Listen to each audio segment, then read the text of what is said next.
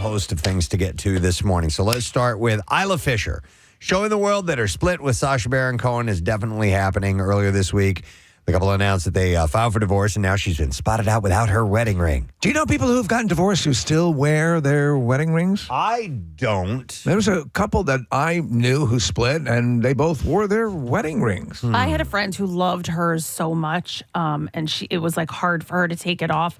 And she just liked the way it looked. So she wore it for a long time. She does not anymore. And it's still hers. She kept the diamond. So she wants to change it maybe to a necklace or a different type of ring. But she wore it for a long time after they were divorced. I wonder how one pair of the couple feels if, okay, we've decided to split. Yeah. And then the other one doesn't stop wearing their wedding ring. If they ever go, can you stop wearing that, please? Yeah, You know, yeah. I'm curious. I have no idea. But all divorces are all complex. Yeah, it's very complex. Are you? Is it an extra gut punch if the second after something's announced, they rip it right pull it off? off. Totally. Yeah. Might be. Also, with my friend, too, she wasn't ready to date. So she said, if I have this on, no one's approaching me. Like, I'm good. So that was also a reason. Well, Isla was seen in North London this week walking her dog while talking on the phone, and photos show that she wasn't wearing her wedding band on her ring finger. It's not clear how long she's been without it, but people are paying attention now.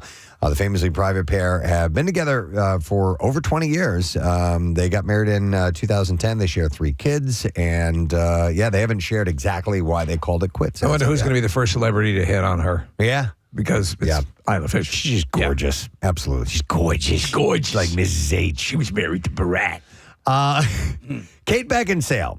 She's been sharing cryptic photos from a hospital bed on Instagram starting last month. However, earlier this week, she deleted all the posts related to the recent hospital stay, leaving fans concerned about her health. Yeah. The 50-year-old underworld star had initially sparked worries about her health when she posted teary-eyed photos of herself from the hospital and mentioned being sick on March 11th. She continued posting from the hospital, including tributes to her late father and stepfather in mid-March, and even celebrating Easter in a post wearing festive socks.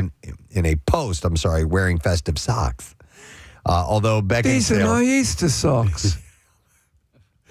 Although Beckinsale hasn't publicly disclosed the reason for her hospitalization, she has denied speculations about being treated for a ruptured cyst or endometriosis, referring to previous health issues that she experienced in 2019. So she's still in the hospital?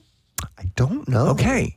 I think all this has to do with the fact that she's gone silent because she is dating Sacha Baron Cohen now. Maybe that's what's happening. We don't even realize. Don't even know. Yeah, I don't know.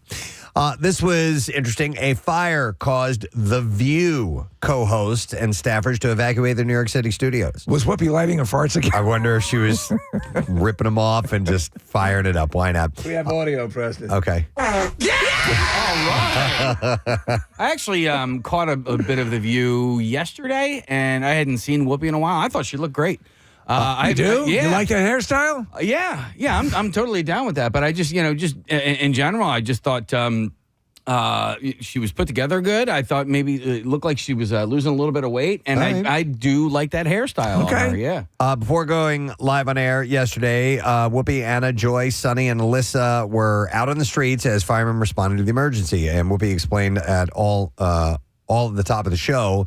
After she and her colleagues walked out to Billy Joel's We Didn't Start the Fire. She said this morning we had to evacuate the studio because there was a fire that we did not start. The fire originated next door at the Tamron Hall show studios. Mm-hmm. We don't know who started it, and we do not know what started it. The word is that Tamron, during commercial breaks, likes to heat up chicken fingers with a blowtorch. Oh, is that what it is? Yeah. By the way, I think Tamron Hall is gorgeous. Well, she is. She's a beautiful woman. Gorgeous. I can't believe that show has been on for, they're in their 5th season or something like that. They were hoping that she'd be the new Oprah. Really? Yeah. Well, when I first saw it, I was like, it looks like kind of like just a filler show. She's not going to be Oprah. Right. And But, so she didn't. And also the time slots they gave her, Oprah built her thing around 4 o'clock in the afternoon when people started popping on the TV. And this is a midday show. Yeah, right? midday show. Yeah. So the conversation turned to what the women grabbed on their way out. Hostin admitted that she left her purse in the dressing room, but grabbed her phone. And Whoopi said, I grabbed my purse. When that happens, you're evacuating, you snatch up your purse because that's your ID. As for the Tamron Hall show, the series ended up airing a rerun after a live message from Hall that said, I know things look a little different around here. We had something that's never happened in the 5 seasons of the Tamron Hall show. She went on to explain that a grease fire broke out in their kitchen before taping began. And so the cast of Grease was on the show. They were able to extinguish the fire before evacuating the building. So it had a little fire issue on the Tamron Hall show. Yeah.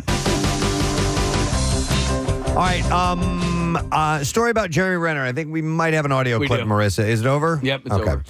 So it's been a long, hard journey back to health for Jeremy Renner with the many highs and lows along the way. Of course, 15 months after the snowplow accident that nearly took his life, he's still got his bad days. He was talking to Entertainment Tonight not long ago when he was asked point blank how he would assess his health more than a year after the snowplow incident that nearly took his life. And I think that's what we have. Yes, it should be, yeah. Here we go. I'm probably 90%. I think like another 6 months, I'll be, hopefully running, a 540. So he, that was in February. He took to his Instagram story yesterday to share a video of himself running on a treadmill. So he showed that while on fast-paced incline walk, he holds onto the rail and pushes himself. He can still do it. He said today was a struggle, though. He shared in the overlay of the video, though it's disheartening. It only reminded me of my progress. So he's working on it. That's amazing. Yeah. I mean, the guy how many tons was that friggin' snowplow that ran over him? A bunch. Yeah. And it should have killed him right then and there. But he's doing well, man. Tennis legend Venus Williams is taking her skills and her wisdom to the printed page. She's announced that she'll be releasing her new book, which is called Strive, and hopes to help readers achieve health and wellness goals by implementing a set of principles in their lives. She said, as an athlete, I know the perseverance and consistency that it takes to accomplish your goals, get true results. And with Strive, my goal is to share the tips and tricks that help me in my own personal wellness and nutrition journey. She said, these are the tools that keep me from burning out on a lifestyle that I wanted to believe in, a lifestyle that helped me feel confident, powerful, and capable. So the book will be available everywhere on September 10th, by the way. Lately, there has been more drama behind the scenes of Yellowstone than on screen, but Kevin Costner says he hopes to rejoin the show despite some complex contract disagreements. Here's some news for you, Kathy. The second part of season 5 is reportedly debuting in November, and Costner spoke with Entertainment Tonight about his hopes of coming back. Here's a clip about that. Hang on real quick. I'm not sure how it's being worked out. I've loved making that series. I made 5 seasons of it. Thought I was going to make 7. So how it works out, I hope it does. Maybe this will circle back to me. If it does, and I feel really comfortable with it, I'd love to do it. He'd love to do it. So he is not in the second half of season 5 then, right? That I don't know. I don't think so, Kathy. I think they've started. He's better than that. Well, no, that's when it all went down. So they did a first half. They were going to do the second half, and then that's when whatever happened. So what he's talking about is coming up in the future. He said he would. Okay, I think so. You're better than that. Is it possible? Did he just walk?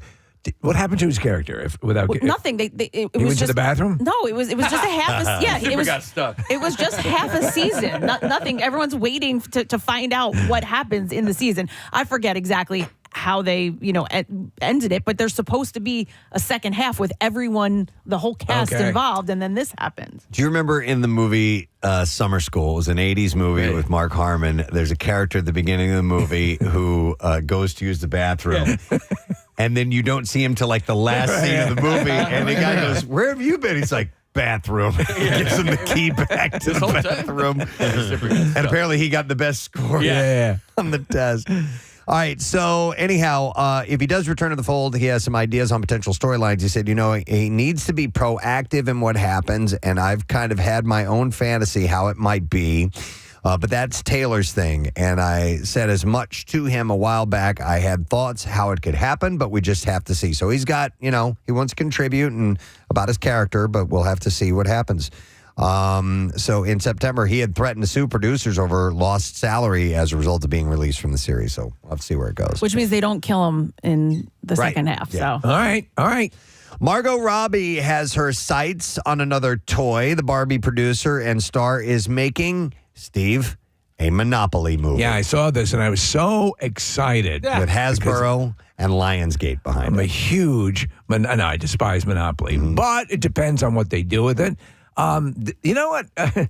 That Battleship movie was on the other night, and they did an interesting thing with that. Yeah. I mean, there's actually a point in the movie where technically they're playing Battleship, Right. with the alien ships. Yeah. Robbie and her production company, Lucky Chap, were the ones who got Barbie to finish after many years of development stagnation. Lionsgate is developing also a bunch of other stuff, a new Blair Witch project with the horror experts at Blumhouse, the studio behind The Purge and Megan. Okay, let's see what that's about. Yeah, I don't think we need it, but... What game would you turn into a movie? And one comes to mind. game. I think you might. That Catan?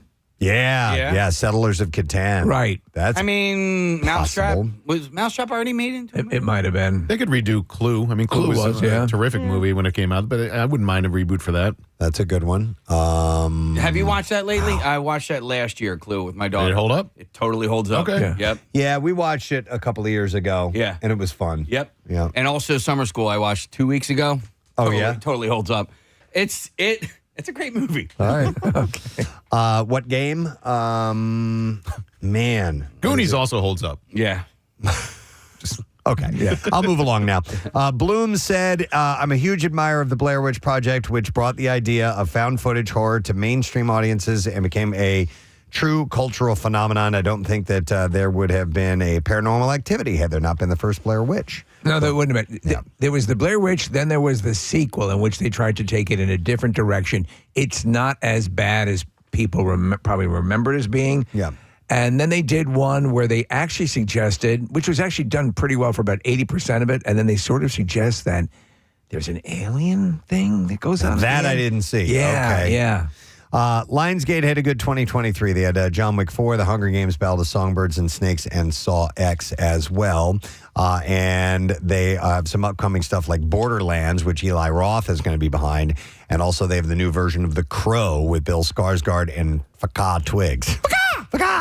FKA Twigs. So Tom Segura and Netflix are getting together again. The comedian has reportedly closed a deal to bring 6 episodes of a dark comedy series to the streamer, which he's going to produce and star in. Yeah.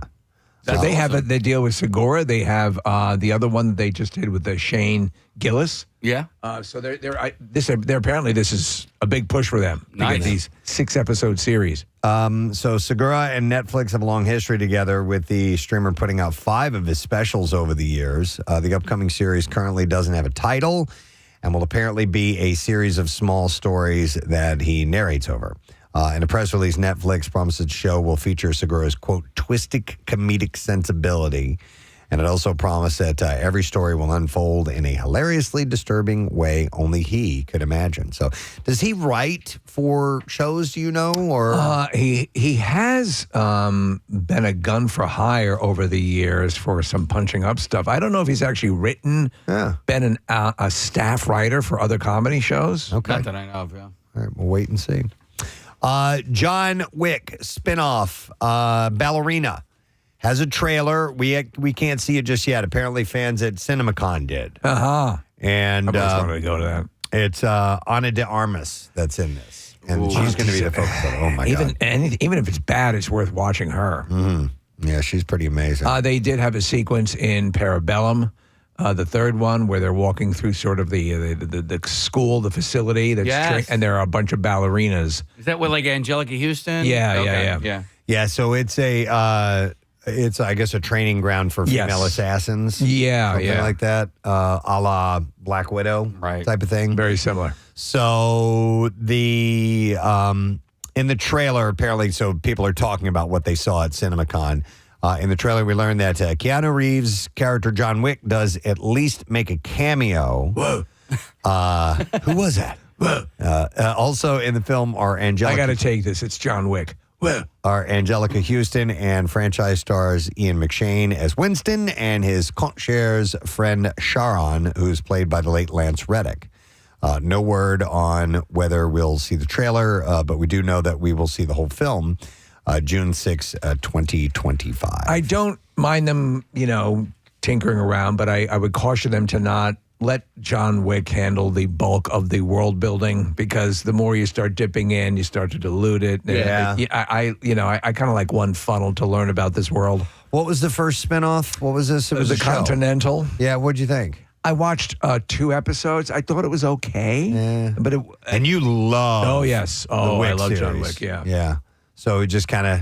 I didn't stay with it. So yeah. All right. I'm just, like when it comes, so you see all the action unfold and everything like that, and this is supposed to be happening in the real world. Right. But you never see the real world side of things. Do you know what I mean? I know. Like the news story, like there were 1,000 people murdered today. Yeah, in some bizarre super hitman attack. I really enjoyed the first movie. Second movie, okay. And then when you find out that there's that the homeless people are actually the assassins, then I was kind of like, oh man. So I know that didn't work for you, and I get it. For me, they ushered me along properly enough where I'm like, all right, okay, I get it. We're living in this world now. And this is and where everyone looks like a suicide girl who works in the analog offices that processes things on old style keyboards, and this is the realm. And then I'm like, I love it. Yeah.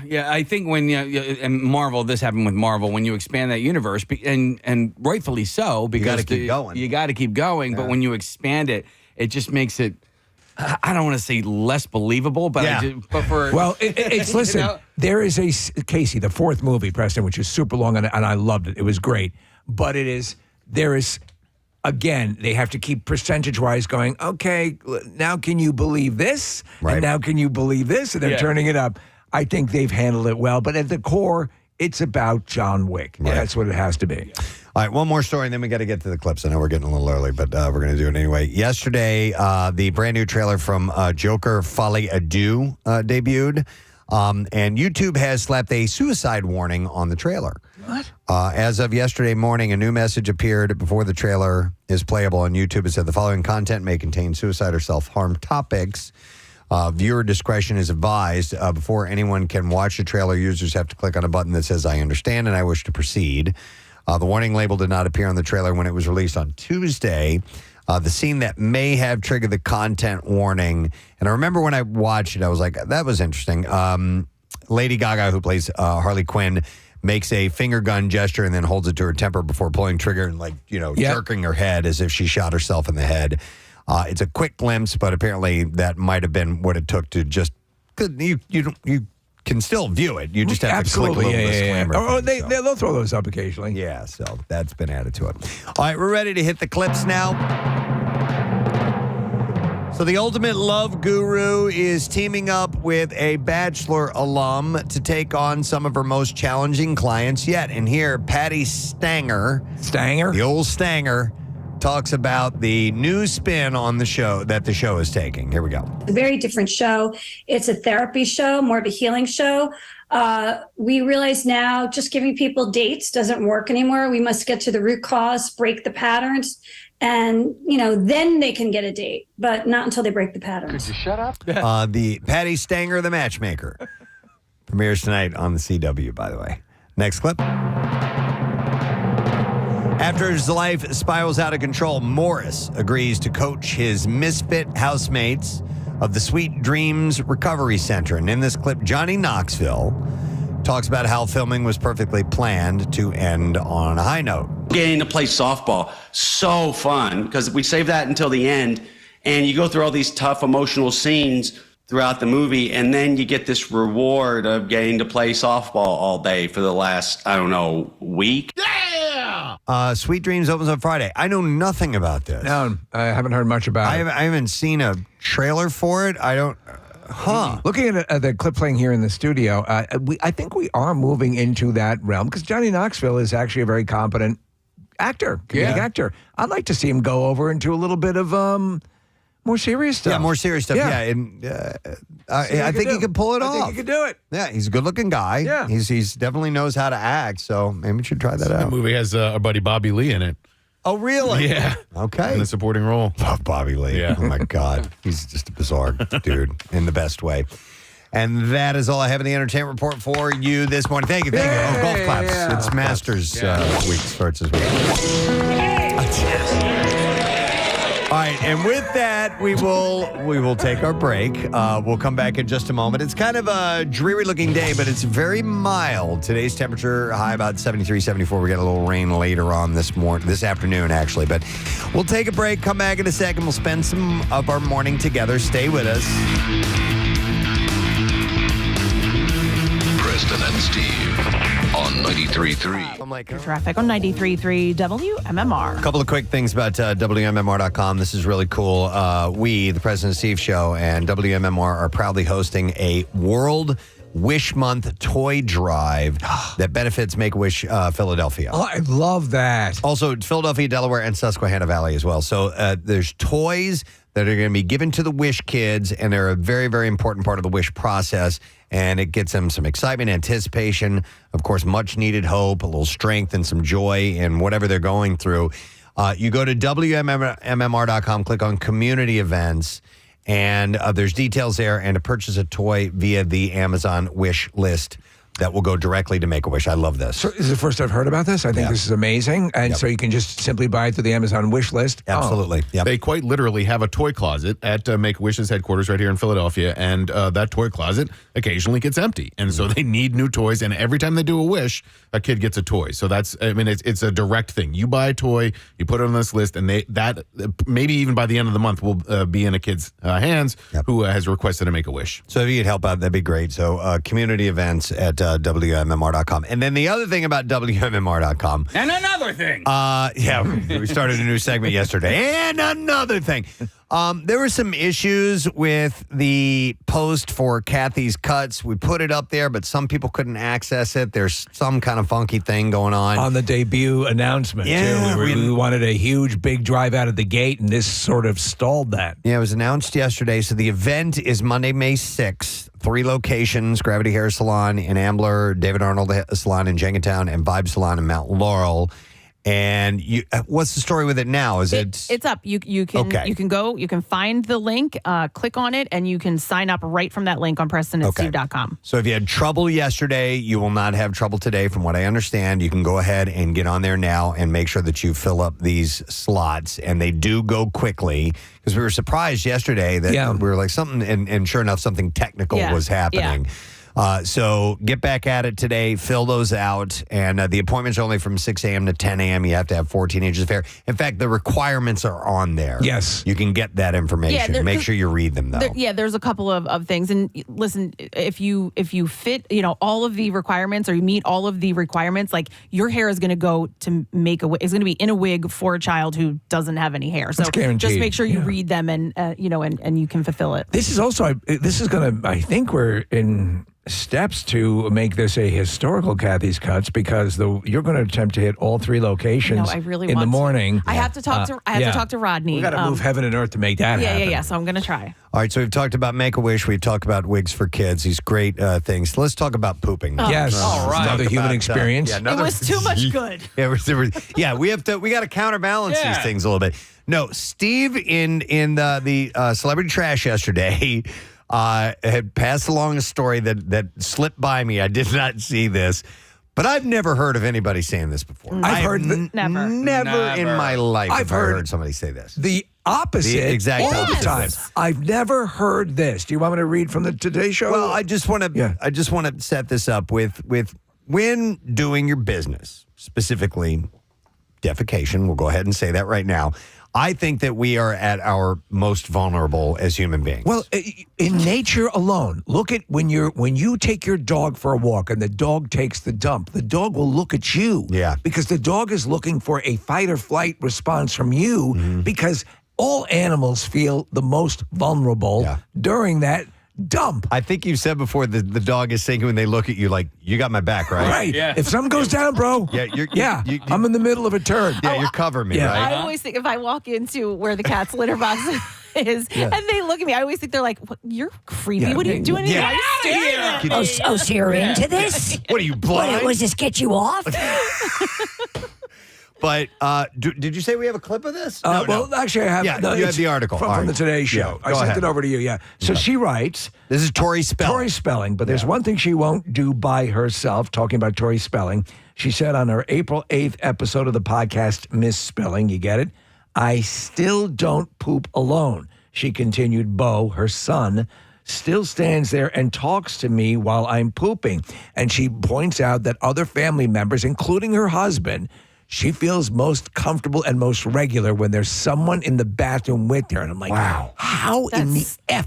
I'm 1,000% the opposite. Yes, I go to great lengths to be alone. Yes. When we're talking about public bathrooms, the only time where I'm not as concerned is when we're all essentially just a herd of cattle, like at the airport, and there's all those stalls, and like they're all full. And it's like, okay, I'll do it. But I'll do it. You still have a divider. Yeah. If you're standing in a regular residential bathroom, it's not like you have a stall. Right. Oh, and forget about the Marine Corps. Yeah, like Full Metal Jacket. Full Metal Jacket. Like, come on, man. Where you could pretty much, rub legs together while you're crapping next to the guy next to you. So I'm curious. Is there anybody listening right now who feels more comfortable when there are other people around when you're doing your business? I'm going to guess nobody calls in. 215-263-WMMR. I've never heard of this before. So not only, listen, I'm all about courtesy flushes. I am all about, I'll wait if someone has come in to pee. If I'm in the stall and someone comes into the bathroom and someone comes in to pee, I kind of stall things in the stall. Yeah. So I'm not putting on a fireworks display. Me too. Hey, I'm a little noisy when I go to the bathroom. Yeah. Oh my God. I don't mean like that. Dude. It's a new one. Dude. Yeah, isn't that awesome? Steve is so proud of that clip right now. Well, because he followed you into the bathroom.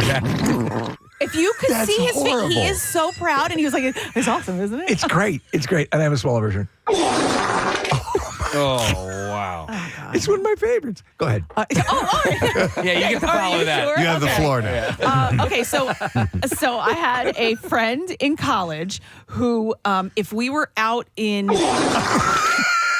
Don't worry, Kathy. Nobody's listening anymore. We're good. Everybody tuned out. if we were out in like she had to use a public restroom. So like if we were on campus at a class or whatever, we had a lot of classes together. If we were at class and she had to go to the bathroom, she would say, "Can you just come in the bathroom with me and like make noise so in case somebody else comes in."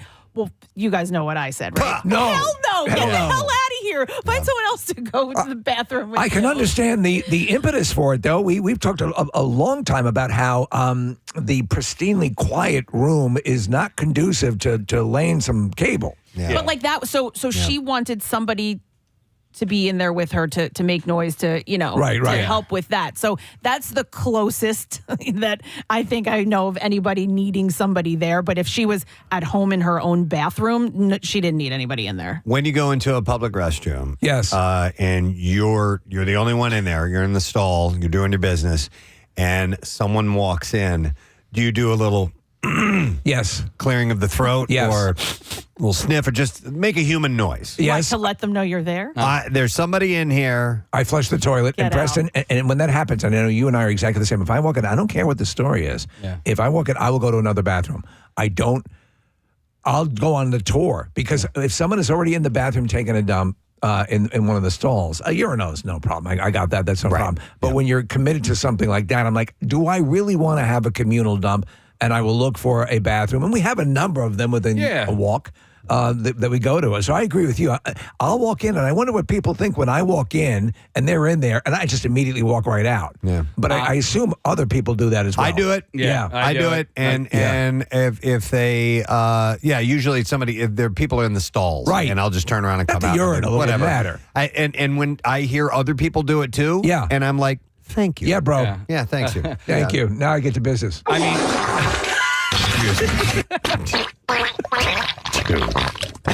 Okay. as a parent, I have definitely taken many a dump with an audience, and you just can't get around it when you have like little kids and Have you stuff ever? like that. Well, Yeah. like, so kids, I get like a 2 or Yeah. 3 year old, but she's talking older No, kids. I know. Well, I don't- She's talking her ex-husband. Yeah, I don't know how old her son is, because she had mentioned him in her article or whatever Right. you read.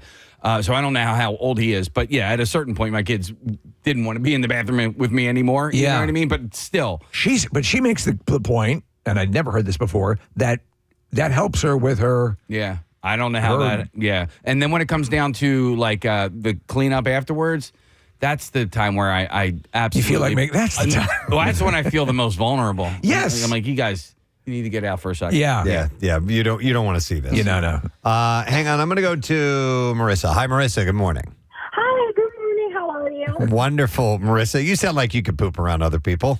Yeah. 100%. If I have to go, I am going. Yeah. All right. So, what do you prefer? What's your best your favorite scenario? So especially like when I'm home, like I need to have the door open. Like regardless if there's company, if it's just my fiance and I, like I need the door open. It's just like a comfort thing of mine. So let me ask you: would you find it hard to defecate were the door not open? Yeah, honestly, like when I'm at work and I'm in a stall, I like choke up essentially. So Are like, you a little claustrophobic? I would say so. Like especially like I'm just not comfortable in a confined space. Like if I can't have an open exit, then I'm like, ooh. No. I can sort of see that. To me, it works. So we have 8 cats in my house. So when I go into the bathroom and I close the door, and they open the door to come in, time slows down because now the door is open while I'm taking a dump, and I'm like, it's like I can't stand it. I'm obviously locked on the ball, but you're saying that would be a plus for you. Yeah, definitely. Even like when I'm home, like my dog is my number one audience when I go to the bathroom. Hey, Maris, when you so do you have multiple bathrooms in the house? Because you were saying even if you have guests, you need to have the door open. But like, do you at least have a bathroom that's separate from like if you have like guests in the living room? You're not pooping with the door open there. You can go up to your bathroom or whatever. Hey, who's winning? I do have a master bedroom and a guest bathroom, but if they're guests, like if I got to go, I'm going to the closest one. Door open, I don't care. Yeah. All right. Yeah. Thank you. Appreciate it, Marissa. Yeah, I didn't think about a claustrophobic situation. Well, you have a sub toilet room in your bathroom, don't you?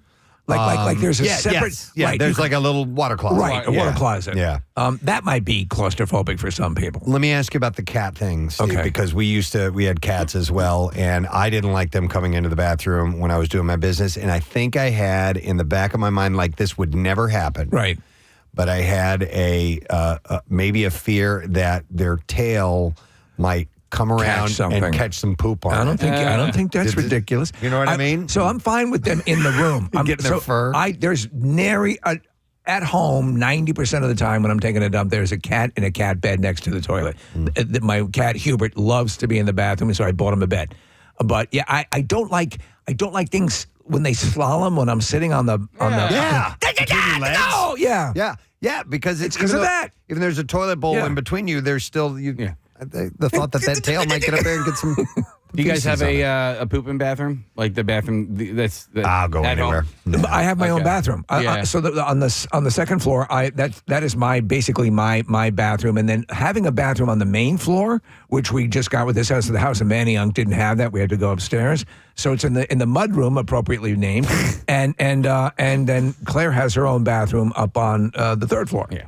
So yeah, because we have a bathroom on our main floor, and that's like my PN bathroom, and it's my jam. Yeah, my pooping bathroom's upstairs. No, I don't have a preference. I'll drop trowel and do it anywhere. Let me go to on our Xfinity mobile guest line. The good doctor has joined us, Dr. Mike Sirigliano, Fox, and Fox 29 and Penn Medicine. That's what I'm trying to say. Good morning, Dr. Mike. You're talking pee-pee and poo-poo today.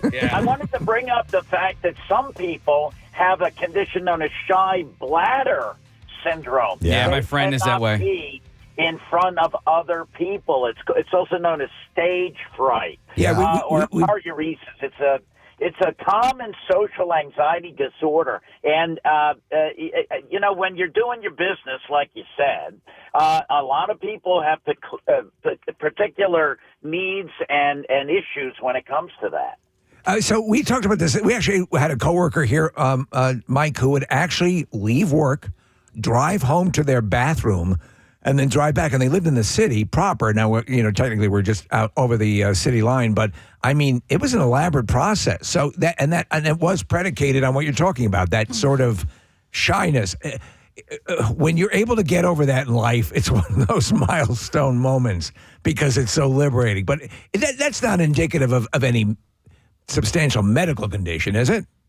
No, not at all. As long as your urine is coming out, you're peeing.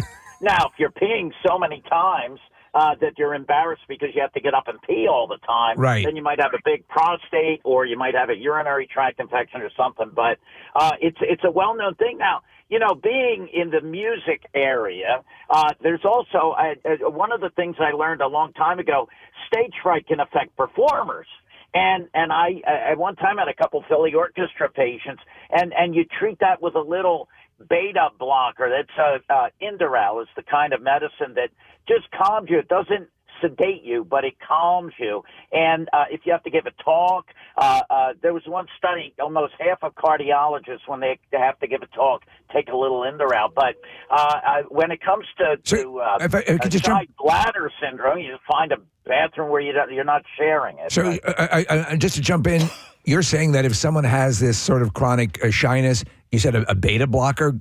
Is that what you're saying? Could assist? Right. There's a medicine called Inderal, and that's for what we call performance anxiety, not in the bedroom. Right. In the bathroom. Performance, so if you're giving a talk, if you're in front of people, you have to give a presentation, and you have tremendous amounts of anxiety, your heart's racing, you might want to check with your healthcare provider about getting on, and you only take it an hour before. It's like 10 milligrams of Inderal, and that works great. And one of the first things I ever delved into, because I used to play weddings, and talk about stress in a church.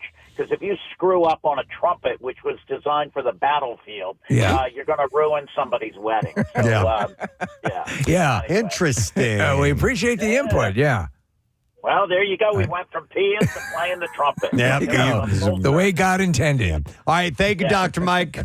Love you. Love you. All right. We'll see you, man.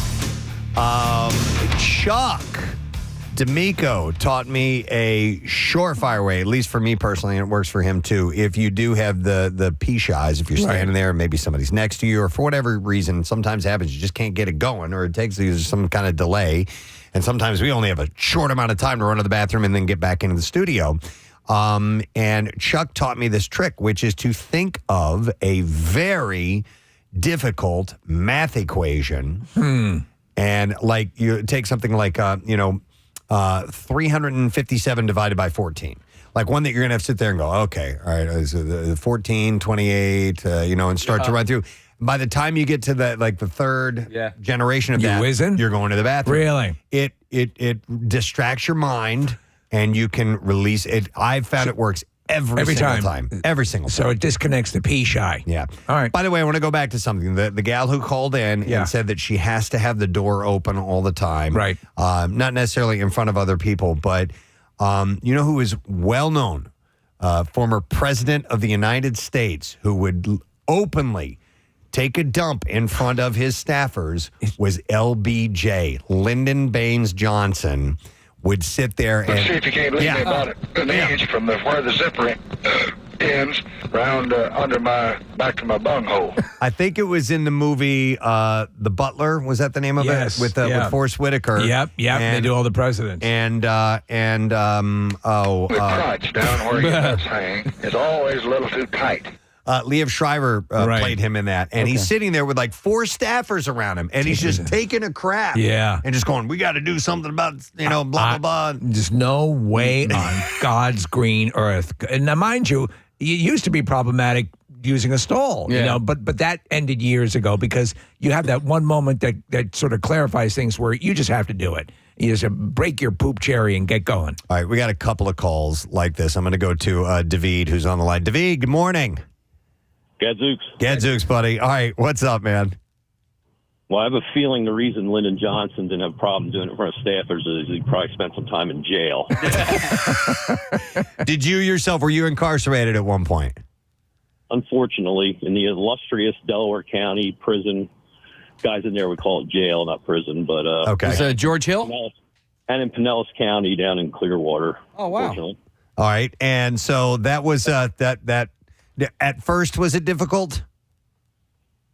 Yeah, because there's a protocol, and anybody out there never had trouble with ball in my life, but if you're taking the number deuce, you have to flush as you go. Okay. Oh, yeah, courtesy flushes. Yeah. The button is like right behind your back, so it's a very awkward situation, let alone having to do it in front of your guy who either got arrested for jaywalking or killing somebody. Right. Right. Well, hey, you guys, your cellmate, you guys could work together, right? Hey, listen, I'm about to poop. You push a button for me. So your cellie would either, get in his cot and pull the wool blanket over his head, turn his back to you. But, that courtesy flush, because I almost lost my life for not doing that. Dude, so let me ask you, and this is where my mind goes. Could you sit reverse on the toilet so you could hit the button a lot easier? Oh, my God. Stop. Hey, next time I'm in, I'll try it. Don't go doing that, Debbie. The toilet is not designed, the actual toilet seat itself. Thank you, by the way, for the call. There is no toilet seat, brother. It's a stainless steel one. Oh, yeah, man, you're right. Yeah, because you could use that. You just reminded me, though. Thanks, David. I See was you, bud. living with my buddy Jeff. I had a flexible sigmoidoscopy, so I had to go through that whole cleansing process. Yeah. And there was only one bathroom in the house, and he was taking a shower, getting ready for work. And I was like, this is my best friend, so it was totally fine. But that is something that will bond us forever. God. Hang on. I have another call about prison pooping. Prison pooping. We're going to Mr. S is his name. Hey, Mr. S, you're on the air. Good morning. Hey, good morning. How you doing today? Good, buddy. All right. So you spent some time behind bars? Well, yeah, a couple times. But with that last caller, they call it putting water on it. If you're sitting next to somebody in the stall, I did a little time in a federal facility, and you had stalls. Okay. But it's called, you're yelling at the guy next to you to put some water on it. Okay. I love that. I love all that stuff, like lily padding and putting water on it. So, and these were all the common courtesies you would do for someone who is perhaps a cellmate who had to deal with your nightmare. Right, but that in the county facilities, you set up a tent. You're supposed to tie your sheet between you and the other guy while you're taking the dump. And that way he's not watching you dump, and he doesn't have to watch you dump. And then up in the federal facilities, some of the Muslim brothers, they don't wipe. They use the little honey bears that the honey comes in. They use like the cereal? Yeah, like a bidet. Oh, like a bidet. Yeah. Yeah. So the honey bear is a container with a nozzle on top that you squirt the honey out of. So they would fill that with water. Yes. And then, wow. And some of them that aren't a good aim. You got water coming under the stalls. No. It wasn't pleasant, but you can't be shy. Yeah. Wow. Prison teaches you to be more social. Wow. Well, yeah, it's more social. And I mean, you're in there, me being a Caucasian gentleman, being in there with some other ethnic groups, and I got to pee, and I'm standing next to these guys that got babies' arms, and it's like, you can't be shy. Babies' arms. It's like the United Nations in there, man. All right, thank you, cool, Mr. man. S. Appreciate the info. The honey bear. Casey actually brought in one of these honey bears. I could see that. So some of I'd them leave have the honey in. Some of them have a little nozzle on top. Yeah. Or I guess this has a hole, that you could squirt out of that. I'm showing the camera. Wow. I feel weird licking my fingers after you're talking about that, but I got a honey on it. That was a good dump. What's lily padding? You mentioned that. So you put toilet paper down first? Right. Yeah, we heard about this on this show, actually. So it will land on it? Right, so you're not getting the splash. Yeah. Years ago, I told the story. I unfortunately had to go number 2 in a stall, in a porta pot before a Phillies game, and I had no choice.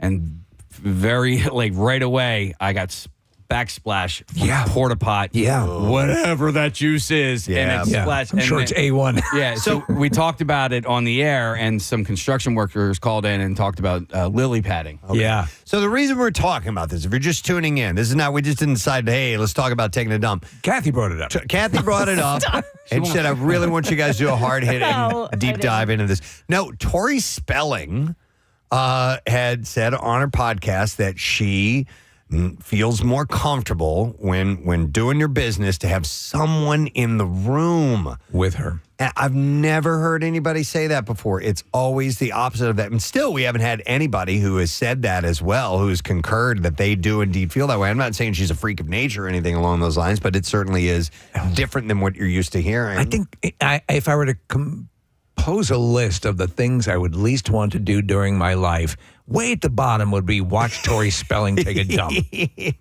Let me go to Mark here. Hey, Mark, good morning. Yo, what's up? Yo, buddy, what's going on, man? I'm doing pretty good. Hey, listen, I have an acquaintance talking about pooping. Yes. That he has a powder room on his first floor, and it's like right directly in front of the front door of his house. Yeah.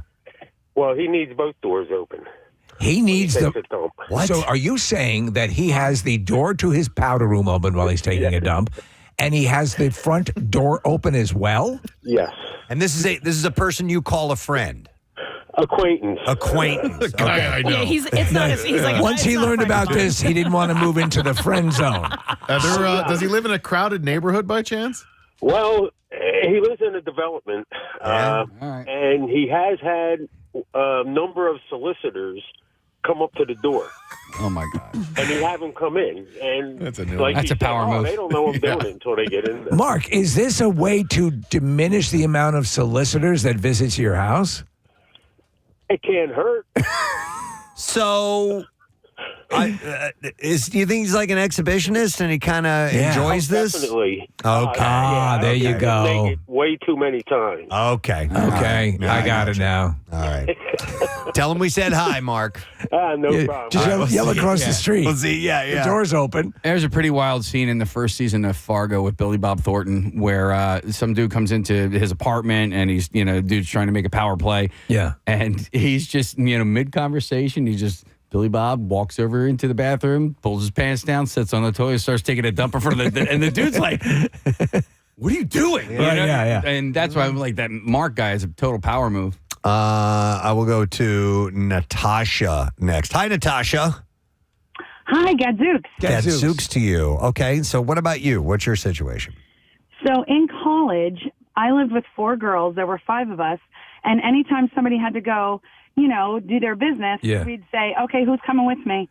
And we always had one of us sit there on the top of the steps, because the steps was right next to the bathroom with the door open. And somebody would always have a roommate there to keep them company and talk to them while they were going. So was it a quasi security thing? Was it just to have a friend, or this would be a good time to talk? Well, why was that necessary? Definitely not security. It was more like, no, come talk to me. I don't want to do this alone. Do it alone. No, we wanted to talk. We wanted a friend with us. You want to talk to people. One of the things I really want to do alone. Yeah, actually. that's really an alone thing. Wow. No, we wanted our friends with us. It was totally normal. Interesting. So you've been, how many people have you had a conversation with while they were taking a dump? Well, definitely 4 at the least, 4. Yeah, all the gals. Sometimes we'd all be there. Wow. And you likewise, you would be doing your business and someone would be talking to you from the top of the steps. Heck yeah. Okay. All right. Well, we got one now. Thank you, Natasha. I think you should try it. Okay, you should try it. Give us your information and we'll have you come over. Kathy, are you a part of the let's go to the bathroom crew if you're out, maybe back in the day? Back in the day, yes, of course. You never really went to the bathroom by yourself. Now, no. Yeah. I can go by myself. Come with me. I'm going to blow this place up. It would be packs of girls. At least 2 or 3 would go at the same time. Same time, yeah. Yeah. I mean, there was, I'm not really sure, yes, it was just something you did, but, a lot was like, okay, hold my drink and, hold my purse. My ass is going to go crack a Joe. Who wants to come with me? I'm assuming a lot of times it's just to go pee, but thing that goes on there In the bathroom? Ladies' bathroom. We assume it's mostly lesbian stuff, right? Yeah, I guess. No, there's like a little, yeah, sure, of course. Right. I mean, because oftentimes when you're going in a group, when I was in my 20s at a bar, you're waiting in line, you end up chatting with other people, yeah. Do you end up talking about maybe if you're, with a few guys talking about them or, I mean, I guess that could happen, or if there was, I remember one. Actually, it was It was one of our singles mixers at what was the place in Bluebell that we used to go to? Reed's. Yeah. Yes, it was there. I remember being in the bathroom there and listening to a couple of people talk about, the guys that they were chatting with or whatever. Okay. And we ended up Interesting. talking about them. And then I went out with the girl and checked out the guy and, gave her the thumbs up. Side note, and I'm glad you brought up Reed's because I'm looking for this. There was a video that we did there one time where we were having our party games on stage, and Casey and Nick Murphy did this thing where Nick would scan his camera across the crowd, and all of a sudden Casey would be there and have this disturbed look on his face. We can't find the video anywhere. Casey and I were looking for it. Yeah, it was called awkward Casey being awkward. Or something like that. If anybody finds that, let us know because I'm dying to see it. All right, sorry, side note. Didn't mean to get off track here. Let me go back to pooping. Let's go to Joe. Hi, Joe, you're on the air. Good morning. Good morning, guys. How are you? Good, man. What's up, bud? I used to be the total opposite. I was, during my young teens, I couldn't go anywhere but home. I would leave a date. I would leave a movie. I would go anywhere. I couldn't go anywhere but home. Wow. But my first actual day on the job in a carpenter's union, I had to go to the bathroom so bad I couldn't hold it. And my first experience in a porta potty, I had to go number 2, and a 6'6" carpenter goes number 1 directly behind me. There you go. Honestly, and I agree with you. In those moments of where you're what I would call a phase 6, or you just have to go. Once you do that, once you rip that Band-Aid off, then you're fine from there on in. Would you agree with that? That moment right there kind of set my life into a different direction. Now I can go anywhere. I can go on a corner in a bucket. I can. Oh my God! I can go anywhere. I can hold a sign saying, "Hey, I'm pooping here. Don't make a difference to me." Yes. That one memory that has scarred my life forever, and I'll never forget the guy's face looking over at the stall and saying, "Hey, buddy, how you doing?" All right. It's liberating. It took an icebreaker. Yeah. All right. Thanks, Joe. Appreciate it, man. I love that. Mark on line 2 has an interesting situation. Let's do that. Then we got a break shortly here. Hey, Mark. Good morning, sir. An Indians in summer and a Jello pudding pop. Oh my God! That's a comeback. I love that. Bill Cosby, Blinded by the Light. Good one. Yes. So pooping, no problem. I'll take the Browns to the Super Bowl any day, any place. If it's coming out, it's coming out. Yeah. Peeing, if I'm in a public bathroom, I can't use a urinal because if I can see another person, not happening. No And kidding. if I go to the stall and I know they can hear me peeing and it hit the water, can't do it. So that's the thing. Wow. That's the opposite. I have no problem with that. Yeah. So that's I agree. That's Preston. That's the easier thing to. But in his mind, that's the more obvious. Wait a minute. Casey's losing it. What's up? Hey, you know what? It's just one of the funniest things that you ever did, Preston. Me? And in honor of the Masters. Oh, no. It was the one time I was on the tee box, right? And my God. And I tee off. I hit the shot. And then Preston turns around. He goes, "Oh, I'm going to." And I can't say the word that he said. And I turn around and he is full on pissing. I mean, I could see his wiener. I could, Listen, dude, okay. It was hilarious. Let me set the stage. We were playing, it was right before Keenan's, the day before Keenan's, and it rained. It rained nonstop. We were playing in the rain, soaking wet, wearing our rain gear.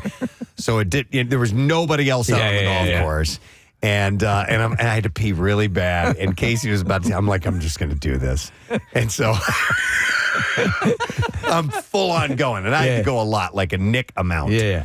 And I'm waiting, and he hits the ball, and I was like, "Oh God, that was great!" And he turns around and sees me doing this. I have no problem peeing in front of Casey. No, you don't. Not at all. And I don't Mark, mind it try the closing your eyes and thinking of a difficult math problem next time. Just try it. I'm good at math. That's the problem. You're really good at math. All right, a physics problem. Yeah, physics. Yeah. I appreciate it. All right, thanks, Mark. Appreciate that, bud. All right. One last call? Yeah, one last call. All right. We will go to Tara. Hi there, Tara. Hey, guys. How are you this morning? Great, Tara. What's your story? Cannot believe I'm calling in about this, but growing up, my parents, who are now going on 50 years married, would always say to each other, "Come into the bathroom with me, keep me company while I go, hold my hand." So growing up, that was completely normal. If my brother's listening, hey, Jason, you know this is weird. So so Tara, the situation was they were actually more able to go to the bathroom if they had company. They were, and specifically each other or one of us if they weren't there up until like the age of 8 or 9. After that, it would have been really weird. But they would say, like, come keep me company, come talk to me while I go. Wow. I'm telling you, 8 or 9 seems kind of, right? I mean, so you, what would you like, sit on the bathtub edge and hold hands, or? No, we On knew their lap? It wasn't 100% normal, so we would like sit outside the door and like talk to them through the door. Okay. And then when I moved in with my husband, I said to him, because this was a normal couple thing to do, come sit outside the door and talk to me while I go. And he was like, get out of here. Yeah. So at least you had a door. So you weren't inside the bathroom with them. Absolutely not. Oh, okay. Well, there's But still, even talking to somebody. No, don't talk to me right now. What are you doing now? Thank you, by the way, Tara. No, and before smartphones, we would keep in the bathroom, like, crossword puzzles or magazines or something like that. It was known as the library. Most people would. It still is for me. It's alone time. When you take a call with someone, I don't take calls on the bathroom. Right. So if a call comes in or something periodic, if it's somebody I need to talk to, and I will take a call, I'm not. Oh, by the way, I'm taking a dump. Yeah. You want to obscure every possible indicator that you're in the bathroom. And if it turns out to be, if you are doing your business and it turns out to be a serious phone call of something that you can't break away from quickly, you're going to be sitting there for a while. Yes. Pins and needles. Yeah. And then and then at a certain point, if it still goes on, you have to walk away and then return to flush because you certainly don't want that to be heard in the background. Yep, definitely not. So, but interesting. It was Tori Spelling was the kickoff to this whole conversation about that she prefers to have people around. She feels more comfortable. Literally when she's going number 2. Yeah. Which is never heard of that before. Ripping one out. By the way, very quickly, we found Awkward Casey is Awkward, the video. Marissa has posted it on PrestonandSteve.com. That was from, when was it? 13 years ago. Oh, wow. Yeah, you guys looked all over for it? I typed in Awkward Casey is Awkward into YouTube and it came up right away. For whatever reason, we couldn't find it that one day, Case. Yeah, we maybe were I looking spelled for awkward wrong. So maybe Auckland probably did. All right, thank you for your calls. We're going to take a break. The Bizarre File's on the way, as is your first chance at winning $1,000. And I say first because we will do it 5 times alone today, and then tomorrow, and then starting next week on Monday again. It is Good Money It. We'll be back in a moment. Stay with us. Preston and Steve on 93.3 WMMR. We'll go Your traffic on 93.3 WMMR. 93.3 WMMR Philadelphia. It's time for a Good Money It keyword. All right, and here is that word, fund, with a D on the end there, F-U-N-D, fund. And you have until 15 minutes after the hour to enter that. But get on it now. Do it as quickly as you can. 3 ways for you to do it. Enter at WMMR.com or the MMR app or via text to the special contest short code number, which is 45911. One random entry wins $1,000 in our company-wide contest, and each winner gets a call from Beasley. Make sure you answer that phone. Contest rules available at WMMR.com, and it is sponsored by McLaughlin Plumbing, Heating, and Cooling. The word again is fund, F-U-N-D. Enter that now. WMMR presents Preston and Steve's Bizarre File. That is brought to you by Liberty Safes of New Jersey, Route 73 in Mount Laurel, and now at 500 Horizon Center Boulevard in Hamilton, New Jersey. Shop online at libertysafesnj.com. I showed Kathy this yesterday. A local Mexican television network needs a little refresher course in Journalism 101 after a viewer tricked it into showing a video clip of a man's testicles during a live broadcast of the solar eclipse. It's Yes. so good. Wait, is that the one I sent you? Yes, it's the one Nick was sent it to me like right away. It was the first time I saw it, and then it started to go viral all over the place. It's all over the place. It's Diane. on their news broadcast. That's fantastic. RCG TV, a station in the northeastern state of Coahuila, was airing the cosmic event during its 24/7 midday newscast and sharing videos provided by its viewers when it committed the viral blunder. A male anchor listing the cities where residents had a clear view of the eclipse when the production staff showed a video of a man's testicles moving across the screen to block a light. It is. So good. They jump away from it quickly, but you clearly see. Yeah, you can tell. This hairy nutsack. The video was subsequently cut off as the two female anchors gasped and glanced at him. And he said, this last video is from a fan. Thank you. We insist to the people who are reporting. A social media user under the handle of Revolver claimed responsibility for the prank and faulted the network for not doing its due diligence. Well, also, it's you spend a second watching it. It's clear what it is. I don't know how it made it all the way to the air. Mm-hmm. A recent drone search for a missing Husky in Russia took a surprising turn when the pet was found not alone, but playfully interacting with a group of wild brown bears. Wow. Yeah, the undated footage shows the Husky trailing the bears and even circling them excitedly, while one bear attempts to nudge the dog away when it gets a little too close. But the overall interaction appears to be non-threatening. It's been an honor to know you, Baxter. The video has amassed more than 20 million views on Instagram and a range of comments, of course. One wrote, that dog is going to have so many stories that his dog friends will never believe. And someone else wrote, these are Kamchatka Russian bears, not grizzlies, though they are in the same family of brown bear. Kamchatka bears are much bigger than grizzlies. That's why they look so plump to the North Americans. They are almost as big as the biggest of all bears, the Kodiak. So they're not, these are real deal Isn't bears. Isn't that wild, man. though? Yeah. The outcome of the encounter remains unclear. It's unknown if the Husky eventually returned home or ventured off with its newfound companions.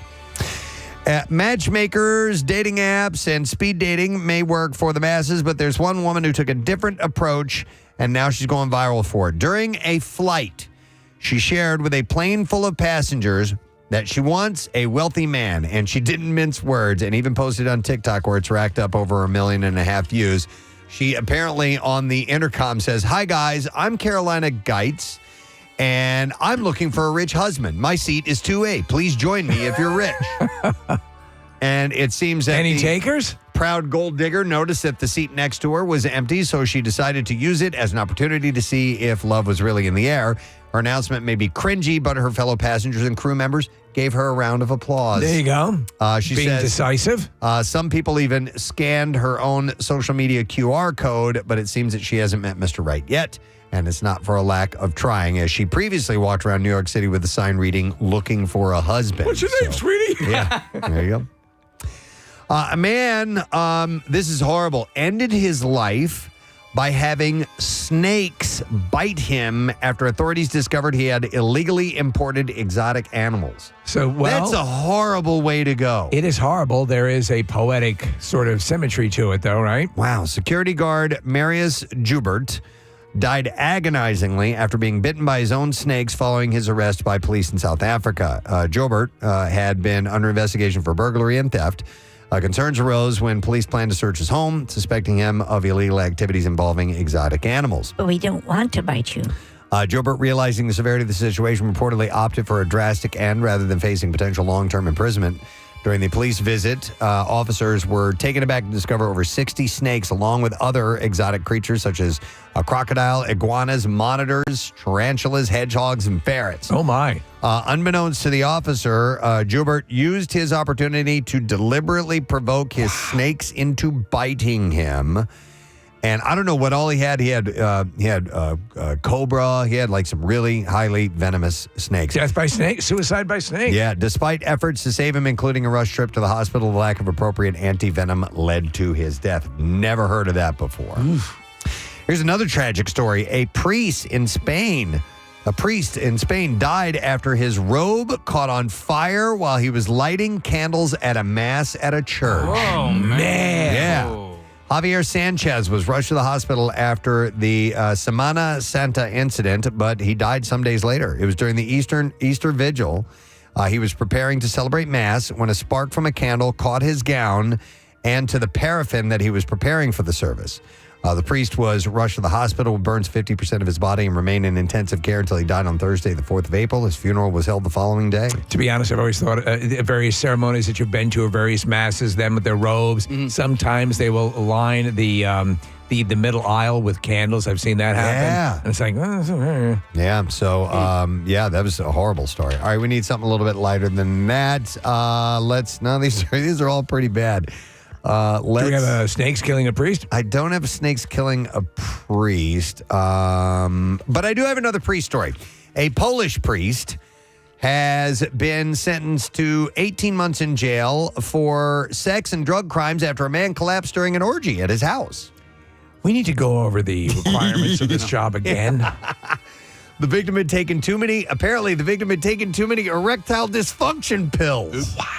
An ambulance was called, but when paramedics arrived, they were refused entry and were only able to administer aid after police arrived. The priest, referred to as Thomas Z., was sentenced for sexual offenses, supplying drugs and failing to provide assistance to a person in danger of loss of life or serious bodily harm. He was also ordered to pay the victim about $6,000 in damages and several thousand set up to a fund for to help crime victims. And he's a priest. The Diocese of Sosnowiec in southwest Poland has been engulfed in scandal since reports of the sex party.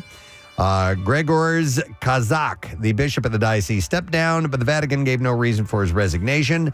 Thomas Z. was discharged from the clergy after the media reports. So, Kate, you know that his confessions, he gave the easiest penance. Yeah. Because it's like, dude, that's nothing. Yeah. Come on.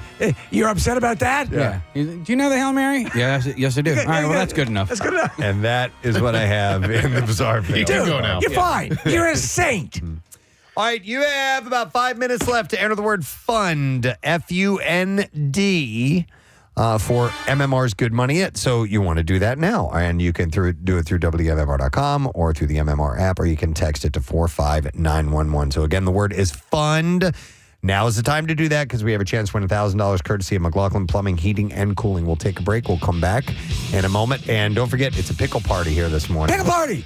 We have guests from the Big Dill, the big pickle event that's coming up. Are your pickles making their way in?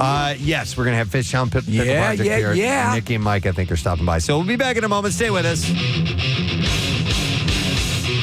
Preston and Steve on 93.3. Thanks, Kath. I'm going to mention this again because we had some technical issues yesterday, but now it's up and running. Kathy's Cuts, benefiting wigs for kids. You can get signed up now. I know there's some people that reached out and said they were having a hard time doing it yesterday, but now should be very easy for you. So if you would like to dive back into that, go to WMMR.com and click on Kathy's Cuts, and you can get signed up. It's coming up Monday, May 6th. 3 locations, Gravity at Ambler, David Arnold in Jenkintown, and Vibe in Mount Laurel. And 14 inches of hair at least, measured from the base of the base of the ponytail to donate. And you get a style and cut. You get the whole deal, and you get a cool gift package that comes along with that, too. Yeah, and again, we're trying to make this a historical one and see if Kathy can broadcast from all 3 spots during the morning. I know, at least a check-in. At least a check-in. At each, and then I'll report traffic while sitting in traffic, going from one location. It's going to be a morning of special activities. Iconic for the 15th annual. That's amazing. Right? By the way, if anybody's ever going to PrestonandSteve.com, WMR.com has a problem, try refreshing the page. Sometimes that'll pop up. Okay. And, we're just radio DJs trying our best to do the internet. Right. So refresh them, and they will pop up for you guys. Excellent. All right, thank you, Marissa. But sign up now because those go quickly, always. Steve sent me this article. It was in the Inquirer by Patrick Rappa. And it's intriguing because it's titled The Best and Worst Philly Accents in Movies. So this really piqued my interest. I know it did with you as well, Preston. You'll relay the list. But reading the article, I agree with Patrick's assessment of what I believe the best ever put on film. Yeah, I think I do too. Yeah, right? I have a contender for that, I think. But I think the one he picked is more well known. So he makes a mention in the article about Kate Winslet, Mayor of Easttown, and a few people did a pretty solid job in that. Oh, yeah. You can get in the ballpark and do a really serviceable, workman type job. Then there are some who really excelled at it. Yeah, he was saying that it's TV though, and wanted to focus on movies. But I thought she got it. She did a great job. And who was a guy that played in the X-Men, the Quicksilver guy. Quicksilver, yeah.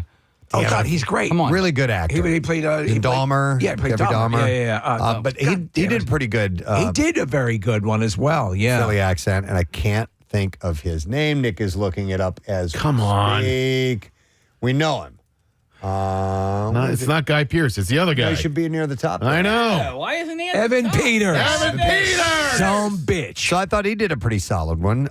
So in Patrick's column here, he writes, and you want me to just reveal the top one here? Go ahead. Toni Collette in The Sixth Sense. Oh, all right. I mean, Yeah. there is, and I think why she also gets it, as you'd also give this to Kate Winslet for her deal, she has an Aussie accent, Toni Collette. Yep. And exactly. and man, I when you first saw her in that movie, you're like, oh, they clearly got a local. Yeah, that's what I thought. Hey, we didn't know who she was at the time. Yeah. She'd only been in like Muriel's Wedding before that. Right. So, and I hadn't seen that movie. He writes, she delivers the most finely tuned reproduction of a Philadelphia accent in movie history. Collette sands down her T's and inhales her O's and does it all with a blue-collar, weary mom head tilt that feels just right. We have an example? Yeah. All right, here we go. So who moved it this time? Maybe someone came in our house, took the bumblebee pendant out of my closet and placed it nicely in your drawer. Maybe.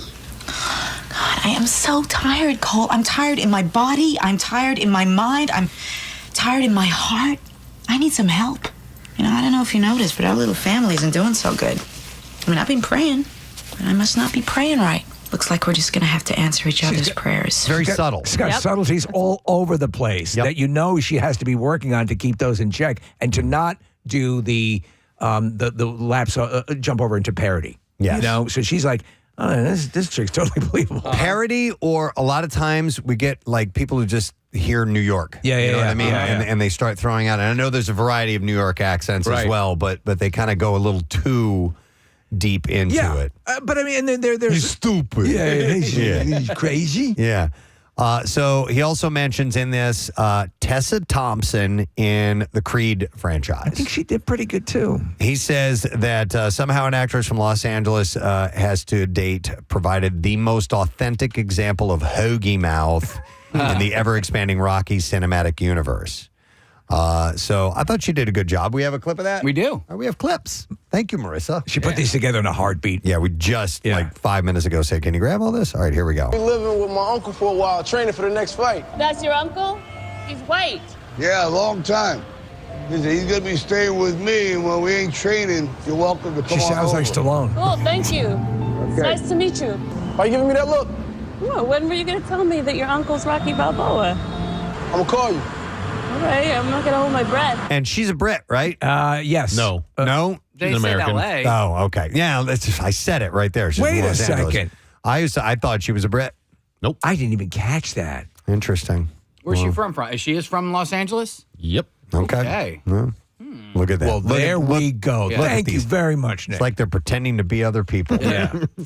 I'm going to say the one that I think I absolutely nailed it, and she's a lesser-known actress. Her name is Geraldine Hughes, and she played Little Marie in Rocky Balboa. Oh, my God. And she's Irish. She's from North Ireland. She's from Belfast. That's another country. It is a whole other country. But she, I thought she's terrific. Nailed the South Philly accent. Yeah. And there's a couple things, like, you know what she gets right is the yeah. Yeah. Instead right. of saying yeah, she says yeah. And she does it without going yee, like too much. Never too much. Yeah. Listen to me. You're better than that. You're better than that. Yeah. You go, yeah. I go, yeah. I'm going to hit you. You're better than that. Will you? And we have a clip of her. Okay. We do. Yeah. Hang on. There it is. Yeah, here we go. Can I help you? Nah, I used to come down to this place a long time ago, just looking around. No big deal. That's her. Yeah.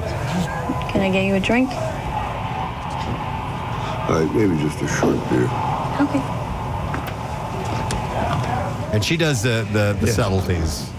I'm fast forwarding a little bit here. All right, let's try this. Well, there's some. She talks about his wife. The line or anything. Here you go. I read about your wife's passing a few years back. Yeah, it was woman cancer.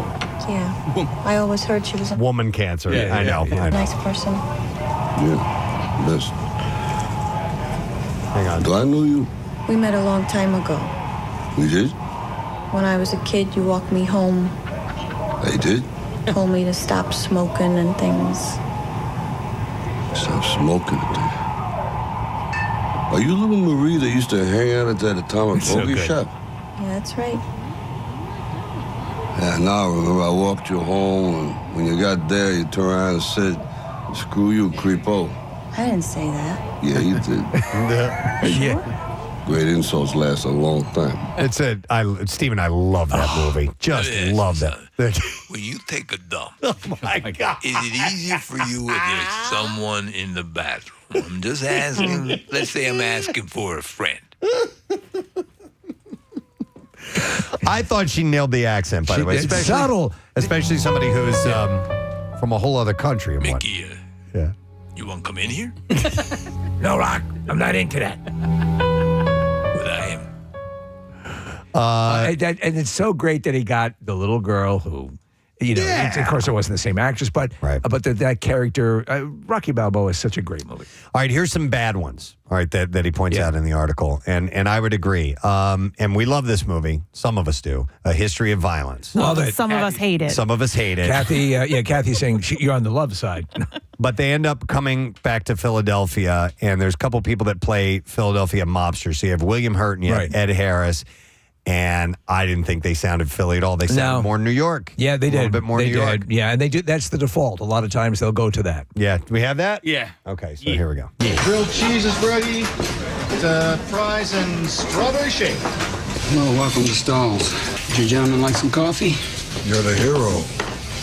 I don't know, sir. It's just You're the big hero. Sure took care of those two bad men. really don't like talking about it, sir.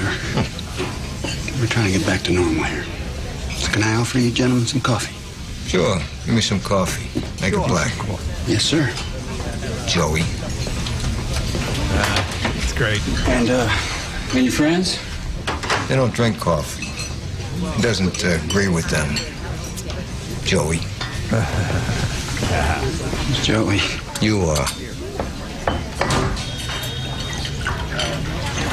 My name's Tom, sir. Of course it is. Yeah, Let me ask you something. How spacious are your bathrooms?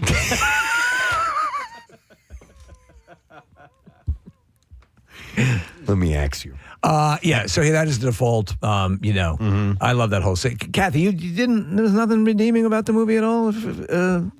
Nothing. Yeah, History of Violence. Well, I forget why I hated it, but I just remember when I watched it, I hated it. We talked about it. You guys couldn't believe it. You guys all loved it, and there are certain movies. I got it. But there are certain movies I feel like I watched so long ago. I should go back and I don't know, maybe try. Well, it maybe again. this is. And then I think that's a David Cronenberg film. I think he directed. Yeah.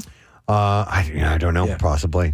And then there's also William Hurt in there, and he kind of overdoes it a little bit. But he points out in the article that Norristown's own Maria Bello, she had to play a Midwesterner in that movie, so she couldn't whip out her Philly accent at all.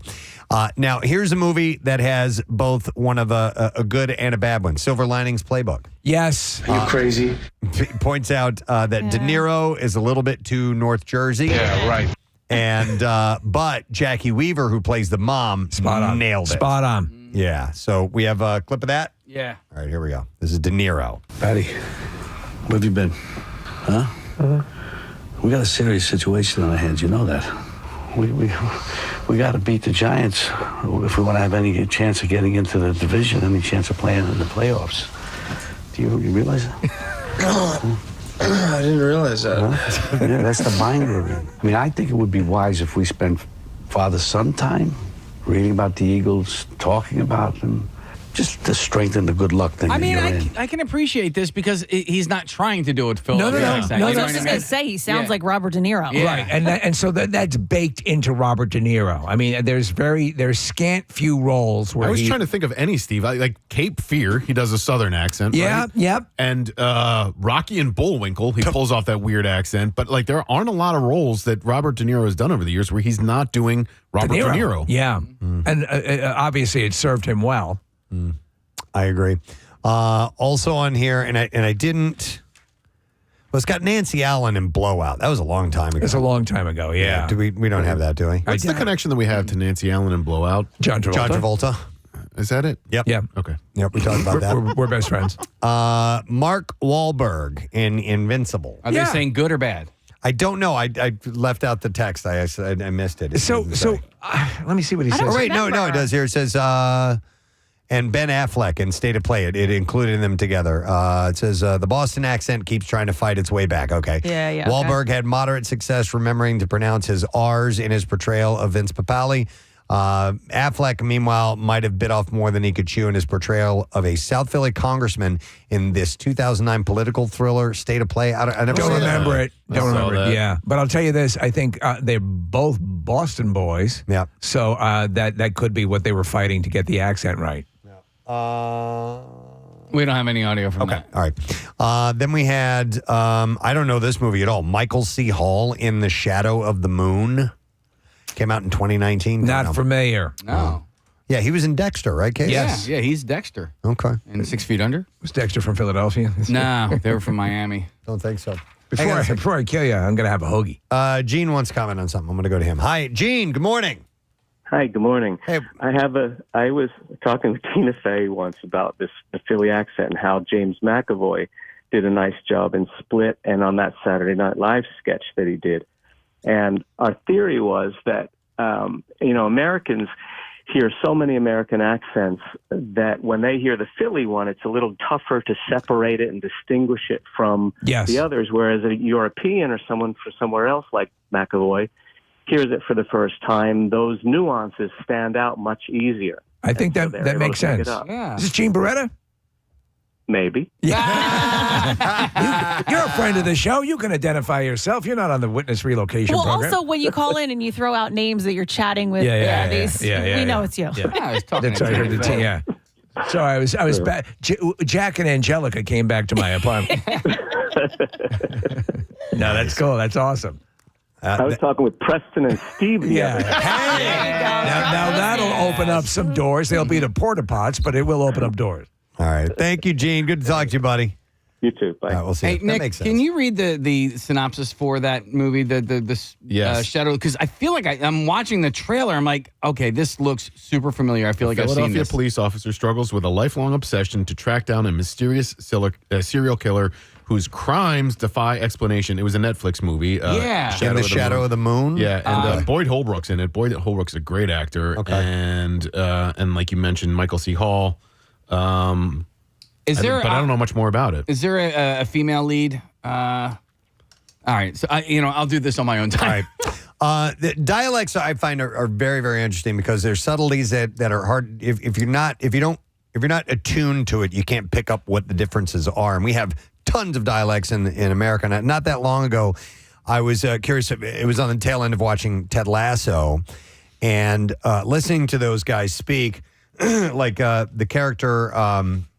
Oh my God, Jamie. Yeah, Tart.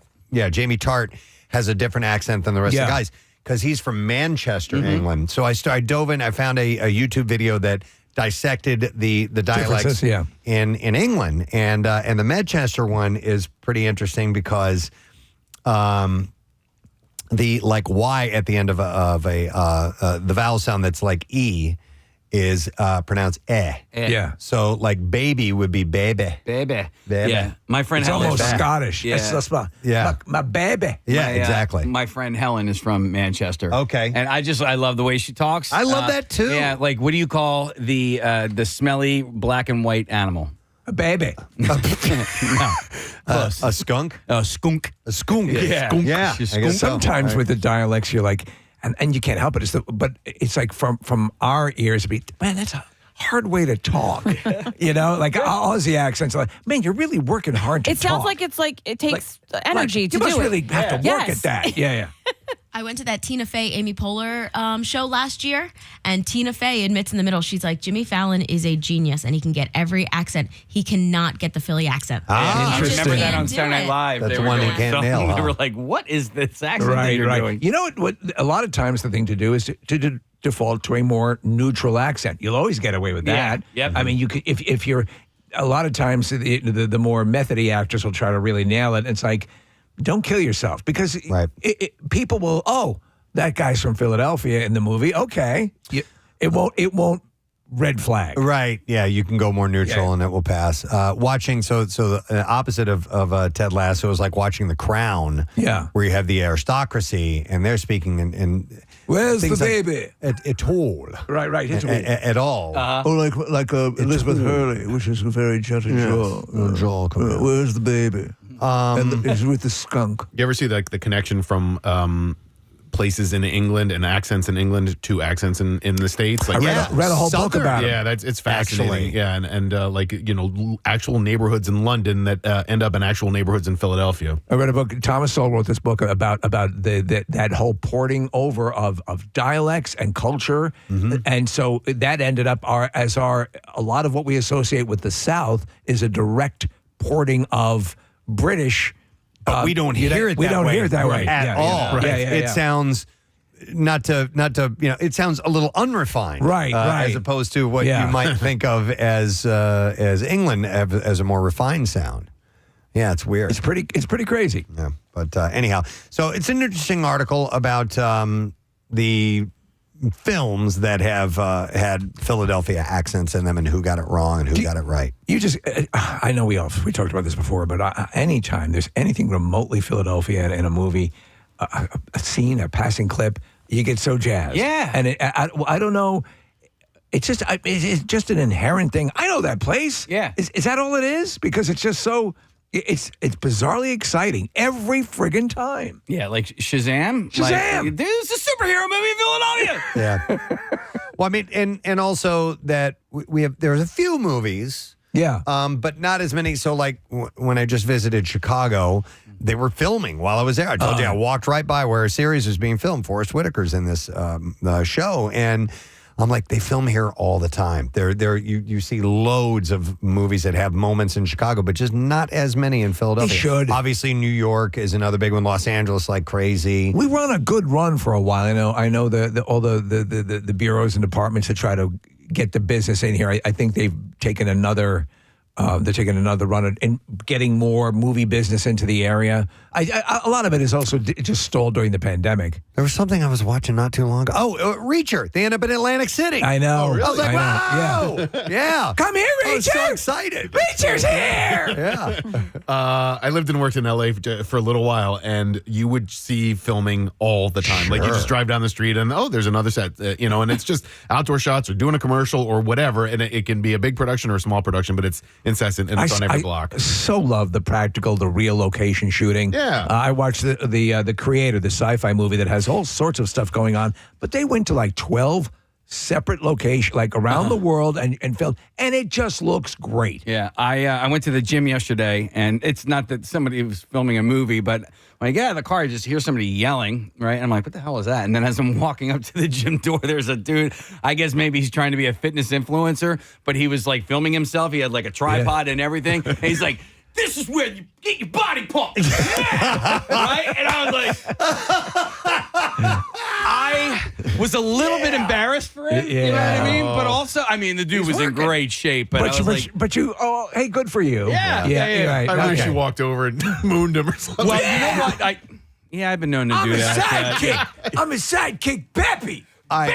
All right, I have a question for you guys, and this is off topic now. We're moving on from accents. Yeah. If you, given your choice, would you rather be, and I'm going to use the example of most famous in the world, okay? Right. But maybe within reason. Would you rather be the most famous actor, musician, sports star, or let's say YouTube channel? All right. YouTube star. YouTube's too much work. YouTube is a lot of work. It is a lot of work. tremendous amount of work. For people who are active, like there's a guy who, and I spend a lot of time, and I thought I never would be this addicted to a number of YouTube channels, but those guys are constantly, the content level, the content demands are huge. So I'm trying to think, what would I be the most... And part of the reason I ask this is because it seems... Is it what would fulfill you the most, or what do you think would be the most enjoyable? For whatever reason it may be. Because a lot of times it seems that actors desire to be a rock star. Right. Rock star desire to be a great actor. Sure. But which one has the longer legacy, I think, might be it. Which impacts people the longest? Yeah, that has the biggest. Then I think it's between music and sports. I tend to gravitate towards music because, like an actor is not going to go and sell out a 60,000 seat stadium. Right. They can sell movie tickets, but... An evening with Michael C. Hall. Right. Well, right. Thank you for coming. If you look at the most famous musicians and the ones who've done it the longest, they continue to do it. And so you can, if you are the most famous musician in the world, if you're Mick Jagger or Paul McCartney, you can do that into your 70s and 80s. So not only can you make it last your whole life, but you can make it last for other people's lives and their entire lives. You know what I mean? Like, you just keep it going. I don't think there are as many actors that can do it for as long as musicians can do it. Okay. The question is, can you keep it going? I would think they'd be able to do it more. I would think it would be more taxing to get on stage, put on that show, constantly travel, as opposed to still being able to film a good movie and be a good actor. Mm-hmm. So, and then there are cases to be made for both your takes on it, because it depends on what kind of show you're doing. Are you James Taylor with an acoustic guitar, or are you Gene Simmons getting into the Kiss outfit? Thinking. Yeah. So I think music is a little more timeless than movies. I agree. Because movies can look dated, and there are classics like Casablanca and things like this that will always be beloved, but at some point they're going to kind of fade even a little bit more. Music does too, to some extent. But I mean, crap, people still listen to Beethoven and Mozart and those losers, those guys. But like personally, Preston, can you imagine being like Lee Trevino or Chichi Rodriguez and doing that your whole life and being great in the prime of it, or Rita and Moreno, then extending it into the senior PGA tour and keep it going for as long, like that to me. Yeah. I wasn't thinking about golf in particular. Why not? I know. How can you not be? I was thinking, hell is your problem? And on the opening day of the Masters? How dare you? Where the hell you are anymore? I don't know why my mind went more to football and stuff like that. You but don't. I think football careers. You went to football? What? You hate football? What's going on? Is football guys are being so mean? Shortest professional athlete career? I mean, on average, like if you're a professional football player, does that career last shorter than any of the other? Well, I major mean, sports? it's tough when you talk about different positions and stuff. Like, I know what you're saying. For like a running back, I think the shelf life is like 3 years or something like that, which is crazy. Wow. But and offensive linemen like last forever. Yeah. How does Lane Johnson last longer than a running back? I don't get it. I don't get it either. How long do jockeys last? Not that long. There's a lot of death and drugs, and there's a dark side to being a jockey. You just can't see it because they're down so low. The shortest career technically belongs to anyone in the NFL. Yeah, there you go. There it is. Interesting. Okay. Wow. Yeah, I mean, so you can do it this way. You have the concert you're talking about 100,000 people in a Taylor Swift concert, or you're playing at the Super Bowl, or you're in a movie that opens worldwide is a huge and it's hit. the number one. Yeah. Those are all the pinnacles of all of those. Or you're just married to one and you don't have to do any of the work, but you can reap the benefits. I like that idea. Yeah. But are you comfortable with living in the shadow? Sure. If I could just go to lunch and shop all day, shadow away. Hang on a second. I'll go to Dave. Hi, Dave. Good morning. How you doing, guys? I just got out of the shower. Nice and clean. What's up, bud? Hey, if you're looking for a long legacy, I'd have to go with musician, man, because, I mean, if you write a hit song when you're 25 years old, that lasts forever. I mean, it can, yeah. If you on that. Yeah, if you hit an absolute classic like that, but in order to remain relevant, you do need to keep going. You have to keep producing. You can hit a song that lasts forever, and cash it in if you want to. I mean, those guys who wrote "Don't Stop Believing." I mean, how many times a day does that song get played? Yeah, and they get paid every time it gets played. I mean, that's going to last forever. That's true. All right, thanks, Dave. I guess. The money might keep coming more. Well, it depends on how the industry works, but yeah. I do wonder if writing a hit song is that double-edged sword where you always have to play it every show you ever go to, and it they parody it in what is it, About a Boy, right? Like he makes money off of his dad's song. It's probably haunts some people, to some point. Oh yeah. Oh, the out of the gate. Well, the freshman hit. We talk about one of the classic examples of all time would have been. Orson Welles, Citizen Kane, his first movie that he directed and starred in and everything was Citizen Kane. Yeah, I mean, you live in the shadow of that forever. Yeah, I think, and especially if it's your biggest thing, the other stuff is just kind of okay, and you've got one mainly big hit. Like, do you get tired of that? You're sick of playing it? Yeah. We live in the shadow of 6 jars of farts. Yeah. Well, Vanilla Ice, that guy had a huge, massive, never-ending hit and he hated it for a stretch, and then he'll come back and do that song at a ballpark, or and then Queen ripped him off, Nick. Yeah, right. Queen, honestly, a bunch of unoriginal idiots taking his song. No, I don't know. Mine goes dun dun dun dun dun dun. Yeah, not dun dun dun dun dun dun dun dun. Let's be clear on this. I think he made his case to the public. Yo, VIP. Let's kick it. Listen, man, I listen to a ton of rap because of my son, and some of it I do like, but I just love it. No, like Drake, for instance, he's like maybe the biggest rap star in the game right now. All right, but like every freaking song. Like you get this beat. It's like a drone, right? No, you get this beat, right? And I'm just gonna play. It'll be like like that's like yeah, yeah. And before they ever get to the verse or the anything, they say yeah, ooh, yeah, yeah, yeah. I'm like yeah, and it's not tough sounding either. Like I don't, he's trying to sound tough. He's like yeah. And then there's another one. I'm like, how does this guy get away with saying this word and actually kind of like sound like a cool?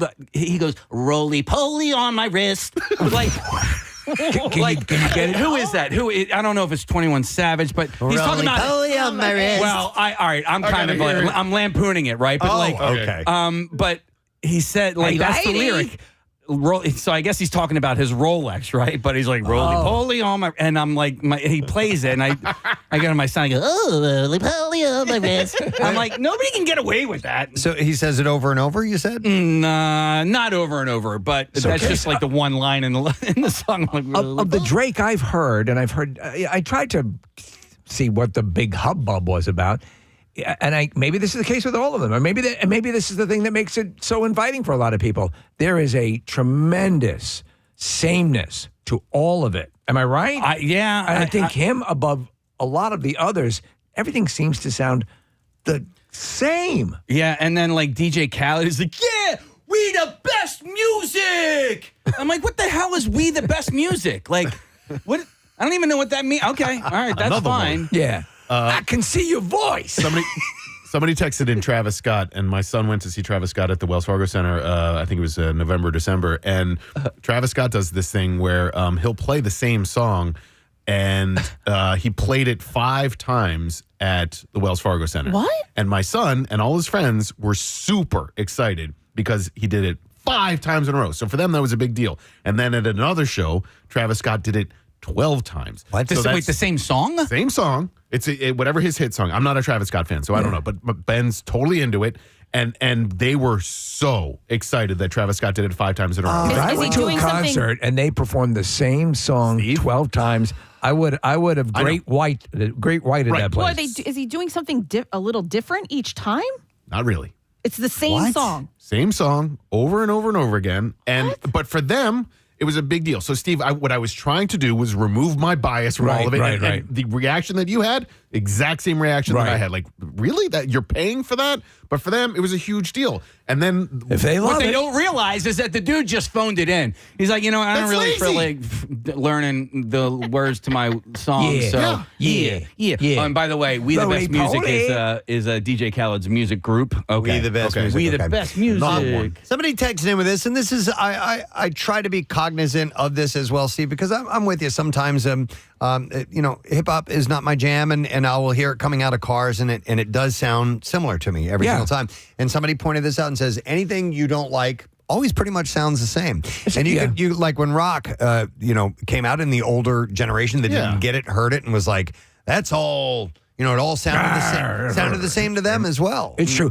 Country. I always try to keep my mind open, though. Yeah, I try to keep my mind open, and there are things within that genre that I do like. Yeah. So because if you categorically hate everything without ever sampling it, your argument is going to collapse. Listen, I'm wide open to all of it, and just because I'm lampooning it doesn't mean that I don't like it. No, there's a ton of crappy rock as well. Yeah, and so that's it. Like my son will play me some music. Hey, what do you think about this one? I'm like, okay, yeah, I like this one. I don't like that one. That's dog water. We're learning things about the vernacular, the Urban Dictionary that we didn't know. I wish you would lampoon songs again, Casey, because you did some really good parodies back in the day, and you're musically talented, and they were funny, and like the Justin Timberlake one you did, and Foot Juice. And Foot Juice was terrific. I loved Foot Juice. Yeah. Foot Juice was my favorite one. So maybe you could do a Drake song, because I enjoy your take on it. Yeah. Wait, what's the roly-poly one? Did we figure that out? Did somebody say that was Travis Scott? I don't, man. Okay. Man, everybody left. Yeah, everybody's gone. What's going on? Roly-poly on my wrist. I'm going to have to. They're getting pickles, right? They're getting pickles, yeah. Oh, well, that's more. So, yeah, pickles. Wait, there was another question I had. Pickles, man. Talk about pickles. Man. What the deal? What the deal? Damn it. There was something I was going to ask you, and I can't remember what it was now. All right, never mind. All right, roly-poly on my wrist. Will you come It is Travis Scott. Okay. Yeah, so Ben loves Travis Scott, and I was psyched he got to go to the show, and he enjoyed it. Travis Scott. Hip-hop. Okay.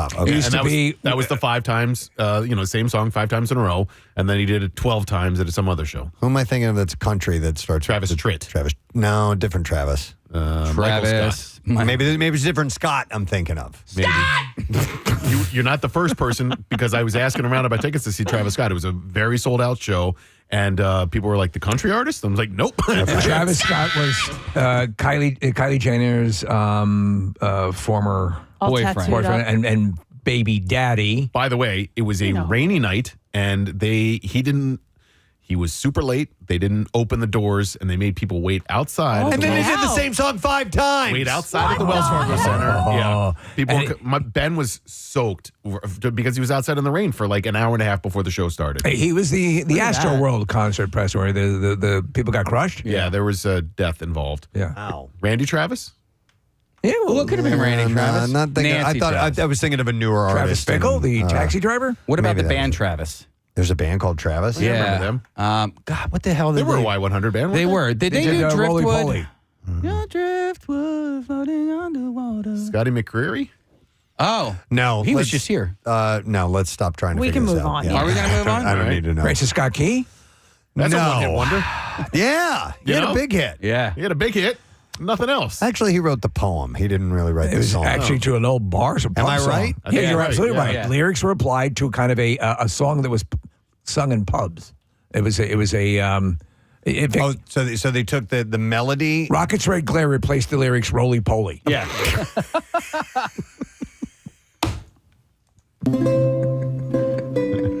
This is an old pub song? Yeah, This is old pub music? Yeah. I didn't know.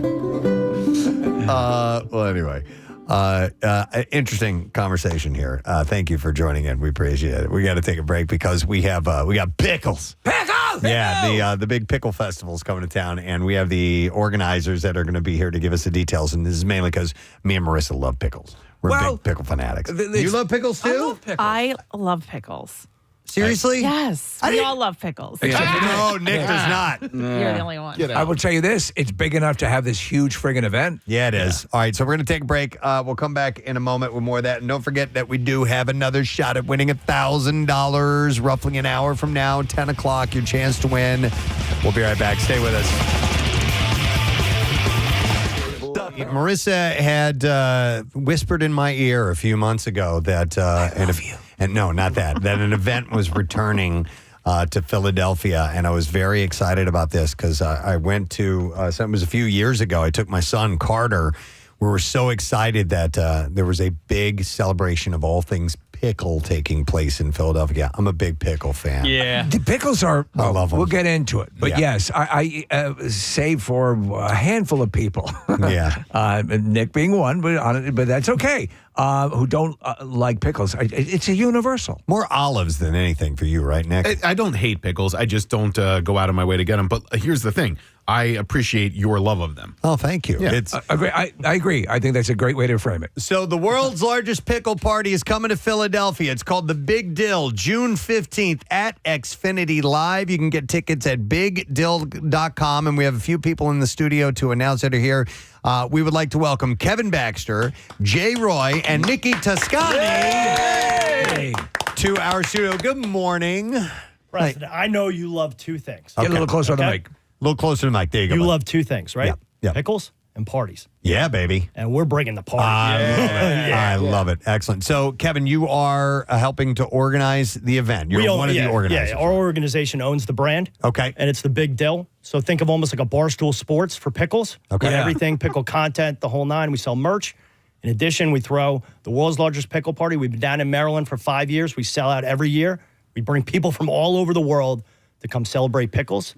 And we want you there. Yeah. Oh, yeah, dude. Oh, I'm all over You're it. all in. I'm So not definitely only all over that, we want you to be the grand marshal. I told you. I told you. Wow. The Grand Marshal? The Grand Gherkin, if you will.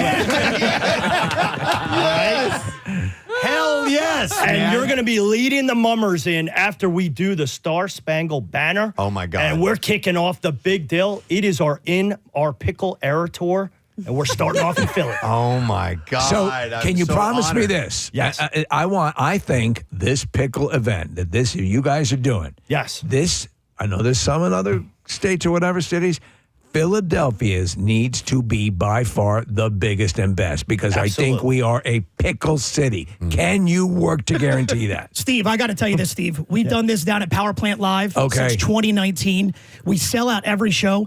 It is like nothing you ever saw. I mean, there's flash mobs. There is the sports desk. There's interviews. There is 55 vendors. We got Dilly, the best mascot I think you ever saw before. Yeah, dude. So Dilly is in here. Dilly's like a 7-foot-tall pickle with shades on and a backwards hat. I love this guy. We do live music. We do DJs. I'll be spinning a pickle rave. It is nonstop energy. And I'm just telling you, this guy invests so much money into this event. It's going to be like nothing you guys ever saw. Well, if you look at it again, it's something that we were talking about, the application of the pickle, using the pickle as the bread of a sandwich or using it for all different types of culinary applications and liquor. Kathy, you said the notion of a pickle martini. Pickle martini.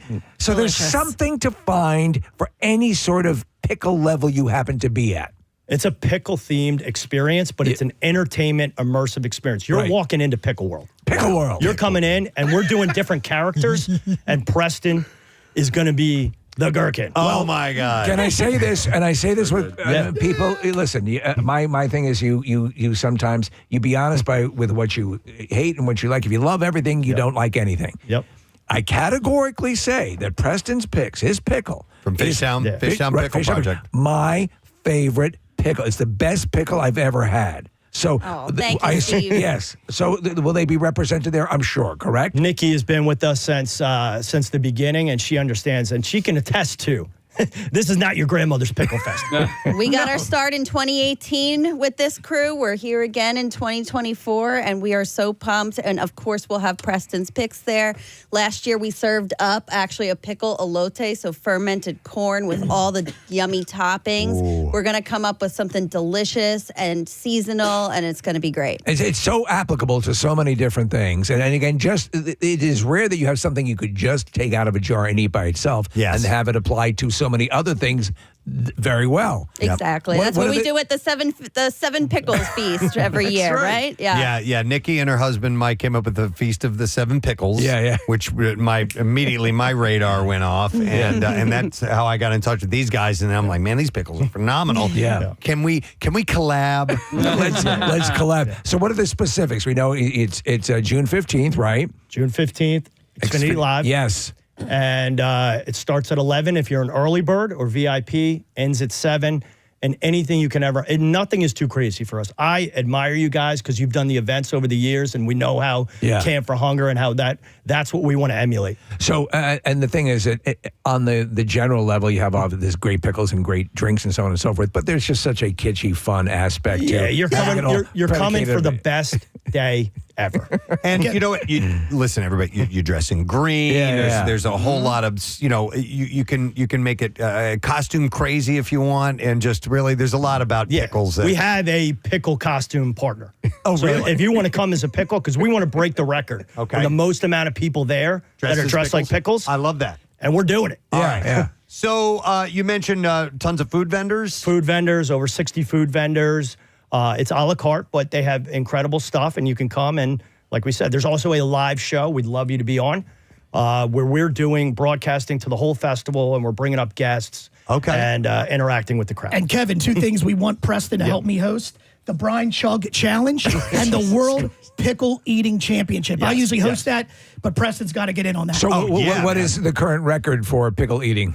Well, we had a professional eater come down. I think she won like $3,000 or something. How many did she suck away? I mean, she ate like 2,000 pickles. Holy it was my like, God. I don't know what it was. It was something crazy like that. That seems almost I had inhuman. The footage. Yeah, I had the footage. It was unbelievable. But let's get her back. So wait a minute. She must have crapped a speed bump out of that. I want to hear about the brine chugging contest. What is that? So Preston, we have the spicy brine chugging, contest, and what you're doing is it's just a whole big. How quick can you chug 32 ounces of brine? Oh my God. And you win a trophy, their jerseys. I mean, Preston, you think you're a pickle person, and then you come to this, and you're like, ooh, and you start bowing to the others out there. To masters. Like many things in my life, I think, I'm a fanatic about this, and then you meet the real people. We thought the same thing. We had no idea until we got involved in this organization and all the activities, the theme. It is super saturated with pickle brine. So you talked about the brine press. So you talk about the things. So I have a jar of your Preston's picks right here. Yep. And what went in? Because I'm looking at the liquid and what's floating in it. What are the various elements? I spoke to Mike and Nikki before they wanted to make my pickle, and I said the main thing that I wanted to add some spice into it. So I'd recommended pepperoncinis initially because I love those, and they were out of season at the time. So you guys ended up getting banana peppers, I think, and adding those in there, and then they did a variety of spices. Now Mike's a chef. He's really well trained, and so he made a variety. In fact, he showed me their R&D batches that they did ahead of time, and let me take some of them home. And so some of them had some were a little more sweet. Yeah, and of course there's garlic in there, and standard pickling like things that you put in there, the special coriander, mustard seed, peppercorns, stuff like that. So these are mustard seeds in this jar right now? Yep. So there's a lot of zing, a lot of tang, and then like that back end heat from the banana peppers. When you smell these, just when you open the jar, you think hoagie. That's what I loved about it mostly is that you get a mild sweetness, not too sweet like a gherkin might be. And then after you eat it, there's this little back end heat that hits, and that's from I guess the pepper. So what's that? Awesome. If I may ask, what's this? The green thingy? That's here? dill. Yeah, just regular dill. Wow. Wow. So I despise bread and butter pickles.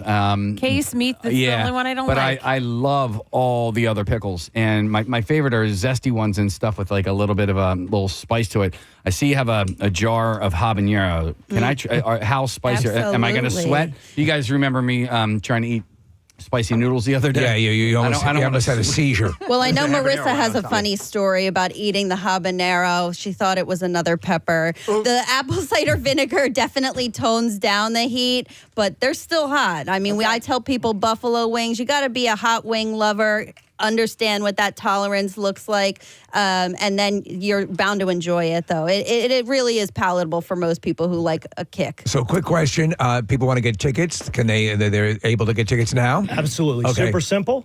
BigDill.com. Okay, BigDill.com, and that's how you get your tickets. And you said there's a VIP package that you can VIP, get. but it's almost sold out. Okay. We are moving tickets like crazy. Okay, Kevin, in the pickle fanatic community, Yes. Is there any rivalry that takes place of people who prefer, say, like bread and butter pickles, and other people that like sweet pickles, or people who like dill? Absolutely. There is. We're the big dill. Right. So we have a war on sweet pickles right now. Oh, it is a war on sweet pickles. Well, we like to tease them a little bit. Yeah, right. But there are, it's people get on the sweet pickle. Sure. But these are amazing. I mean, this is actually the first time I had these. Unbelievable. Thank you. And I don't know, I believe you guys had a charity with this. Yes, yeah. So we want to work through this event to help you out somehow. We're going to donate some money through these pickles. Awesome. Let's get them moving. Yeah. Yeah, and every sale of a Preston's Picks jar there's proceeds that benefit Phil Abundance. Oh, that's awesome. On behalf of Camp Out for Hunger, so thank you. Pickles make people smile. Yeah. They do. That's They what do. we're here. In all sorts of various ways, and they don't even have to be eating them. Yeah. It's amazing. FishtownPickleProject.com. FishtownPickles.com. All right, FishtownPickles.com.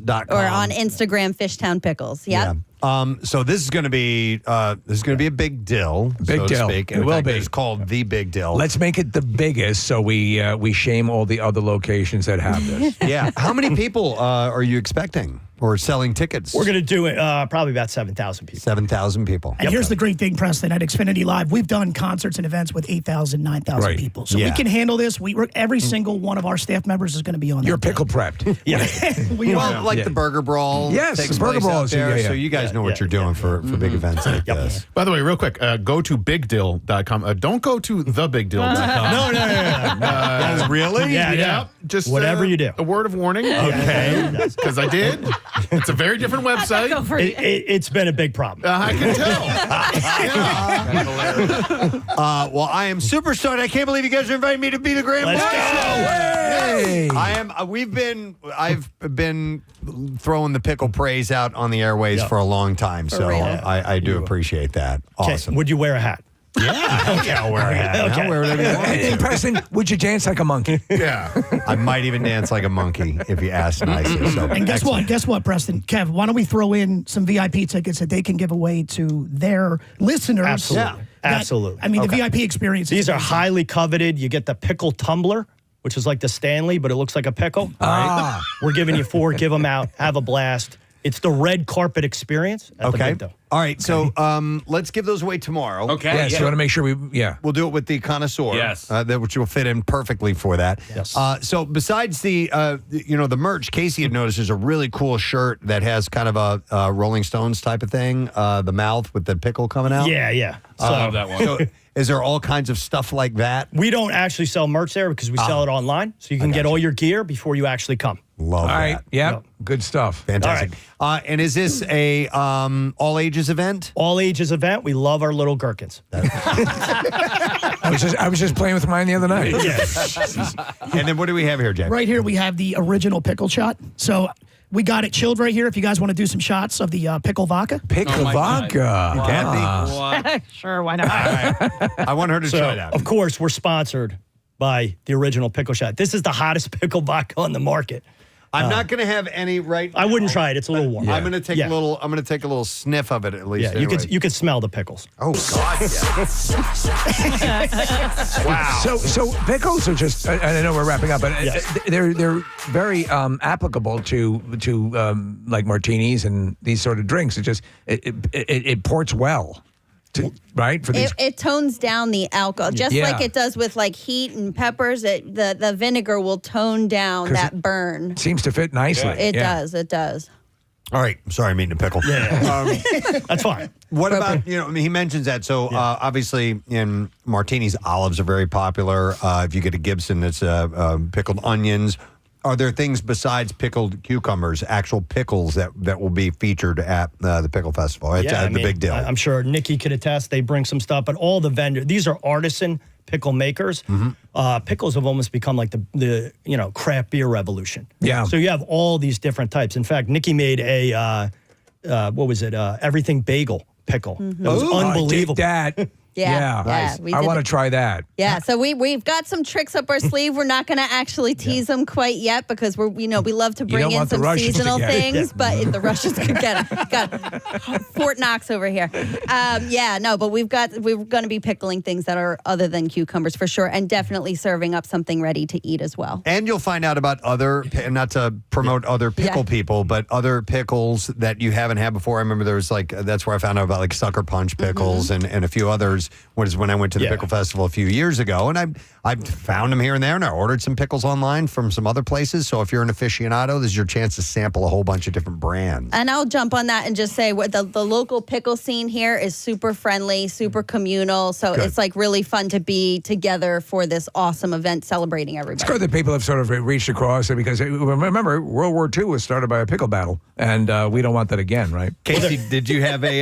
jalapeno pickle? Yeah, or not jalapeno, yes. habanero? Yeah, it was perfect amount of heat. It was awesome. All right. At first, I got a little bit scared with that first bite because you definitely taste the spice in that first bite. Do you? Yeah, but it's not bad. And watch out for the cucumbers actually touching the habanero. Oh, is that right? Yeah. I had those. It's a bit of an adventure, No, I was in good shape. All right. Love it. BigDill.com, June 15th at Xfinity Live. It's an all-day event, noon to 7, family friendly, and there's different packages that you can buy into. Absolutely. Like I said, VIP is almost sold out, but it's whatever experience, whatever pickle adventure you want, it's right on the site. Kathy, there's a Bloody Mary and Mimosa bar as well. Perfect. So we're talking, and there's a Pickle Plaza and all kinds They'll of stuff. carry you out on a pickle stretcher. Yes, right. Pickle Might beer be. will Yeah. be there, pickle pizza, right? Oh, fantastic. Nice. All right. Thank you, guys. I will see you there. Absolutely. June Grand 15th. Marshal. Thank you all. Keep the pickle Let's love give our going. Pickle people, Jay and Kevin and Nikki. So this is awesome. So BigDill.com to get your tickets, which is fantastic. Dude, I can't believe it's amazing. I told Marissa, I'm like, I want to do something. I want to be involved somehow. Well, you have or to. another. And we talked earlier. Would you want to be the most famous actor, the most famous rock? You want to be the Grand Marshal of a pickle party. Check that one off the There list, you go. most definitely. All right, I want to move on to a couple other things real quick. And so, believe it or not, I did notice a couple of things. Yes, it's been a while. Notice her now the Grand Marshal of the Pickle Party. Yeah, Big Dill. I've not noticed in a while, but I saw this, and there are a couple things that tie into this as well. But HGTV is launching a new show that comes out on May 3rd, and it's called Zillow Gone Wild. Oh, And that's it's named after the Instagram the account. Instagram Yeah. account. So it's getting a TV show. So it's funny because I will actually my wife and I will call up the Zillow app on Apple TV. You told me about it, and now I do it too. Right? It's And you great. just It's watch great. it? You watch it on TV. You Yeah. just check out different houses and stuff like that. It's great. I mean, people love these shows, people shopping for houses or renovating houses and all that. And this Instagram account is very interesting. You see these homes. I mean, I look at it and go, like, is that real? Like, that house exists. It really does have that in the house. So the fact that they're getting a TV show, I think it'll be popular. You're exactly right. All those channels where they're house hunting, everyone kind of dials into that. I love occasionally on Zillow, you'll find like an empty lot for sale, like a weird or like a church or something. Mm-hmm. Everything's up for grabs. Yeah, in this article it says the Instagram account has almost 2 million followers, and of course it gets you a chance to peek at surrealistic murals, model train rooms, basement dungeons in real life homes that are on the market. The new show is going to allow you to tour these houses with host Jack McBrayer. Yeah, who's from 30 Rock. 30 Rock. Yeah. Kenneth on 30 Rock. Yeah, he's great. And he's also going to be in Jerry Seinfeld's new movie, Unfrosted. Yeah. But a statement says the Zillow Gone Wild will crisscross the country to find houses that show off the unique taste of their owners, such as a Berkeley, California home designed by a jazz musician with wall-to-wall gold accents and a pair of gold saxophone exterior columns. I'm perpetually nosy and fascinated by other people's homes and how they. You were around my house yesterday. Yeah, you got to see my my Batman collection. I saw Steve's Batman rooms. By the way, rooms plural. It's not just one. And I didn't even go into the basement where the archives are. Right? Yeah. Storage. So I thought that would be pretty interesting. There was another article that pertains to real estate and mainly in our area. In fact, exclusively in our area that Steve sent me. And this year, Philadelphia has two. Last year, Pennsylvania didn't have any communities where the typical home was worth $1 million or more. And now the state has two, and both are in our area. Yeah. So see if they could guess. Do you guys have any idea what areas might be the $1 million? The typical home is worth more than $1 million. Zip code by zip code? No, just a town area. You know. All right, I'm going to go with Gladwin. With Gladwin, all right. Anybody else? Oh, that's good. I'm going to say I'm going to go out towards like Glen Mills area. Okay. I have to recuse myself because I know. Okay. I know too. All right, so Gladwin and Villanova. Where Nick lives. Yep. I live in a multi-million-dollar home. Yes, you do. Yeah. Right on the blue route. In fact, your butler carries you to the front gate. Yeah. And then it's way overpriced, but it goes for a multi-million-dollars. I have a pickle fountain. It made Zillow's list of places where the typical home is worth $1 million or more in February. And Zillow calculated the average value of the middle third of homes in the region.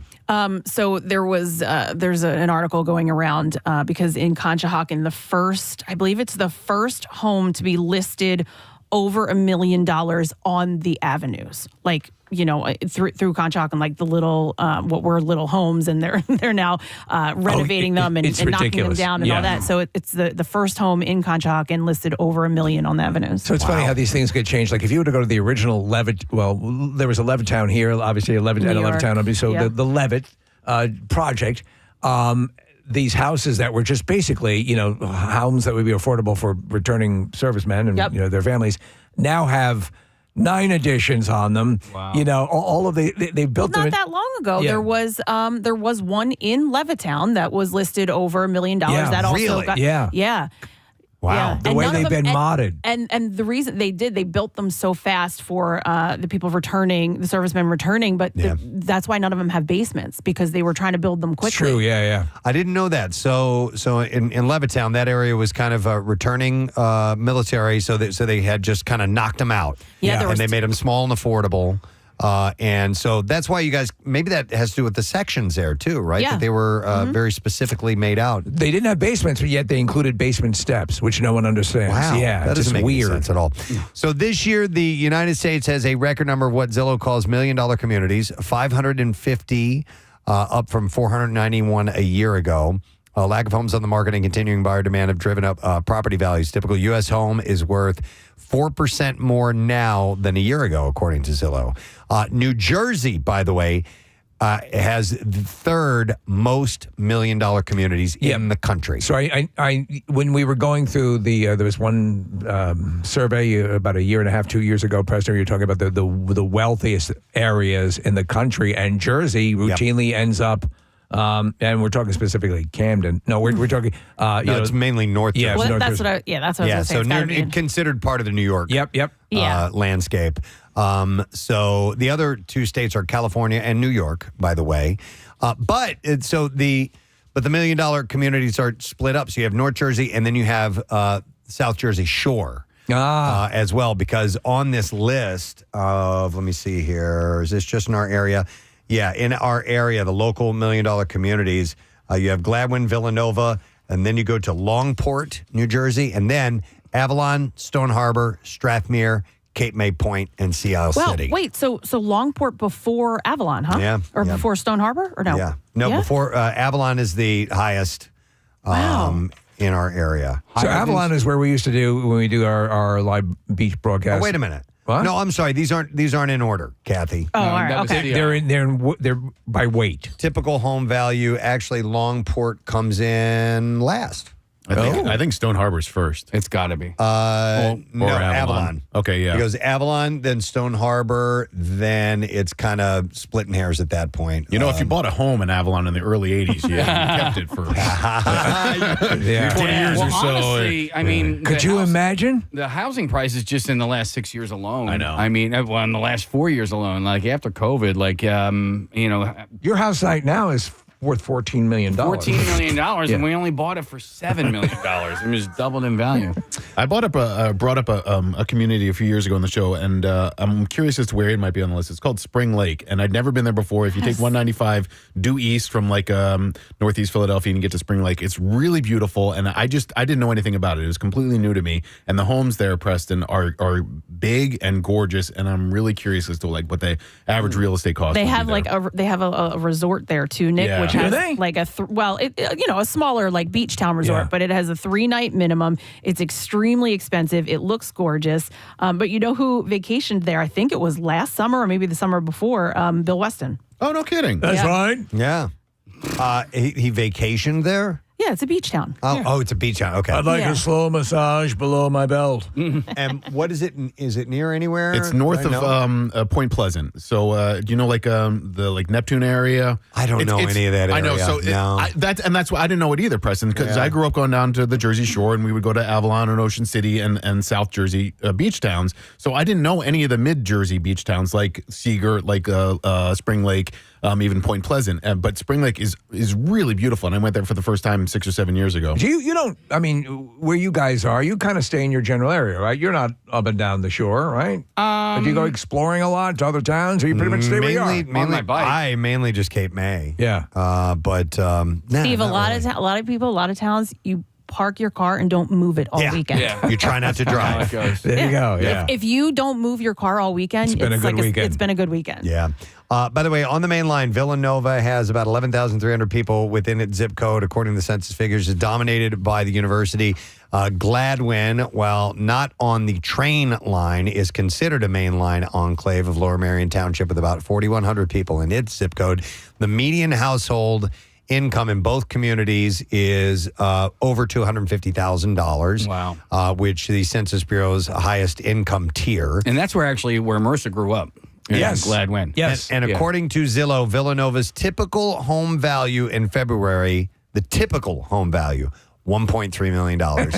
And Gladwin's was just a tick more at $1.37 million. Hang on, Marissa wants to jump in. Well, it took me until way later in life to realize that my dad and all of his South Philly buddies who worked in the city moved to Gladwin because it was right off the highway. Okay. Like, it's kind of the same It was just reason why convenient? people- it was convenient. You just shoot right down 76 and you're right there. And they were all fabulously wealthy. Well, listen, I mean, the house that you grew up in is not a mansion. I mean, it's a pretty standard, typical house, but it is in a very, very awesome, highly priced, desirable zip code. Yeah, and where we were, like when my parents moved out, there was definitely a lot of teardowns. Okay. All right. Yeah. That's what I mean. That area, that's what it was. It's a lot of older homes that remain that people have gone in and renovated the inside, or like Marissa said, maybe some get knocked down. But that's what it was. They weren't like, not all of them were these big, huge mansions. Right.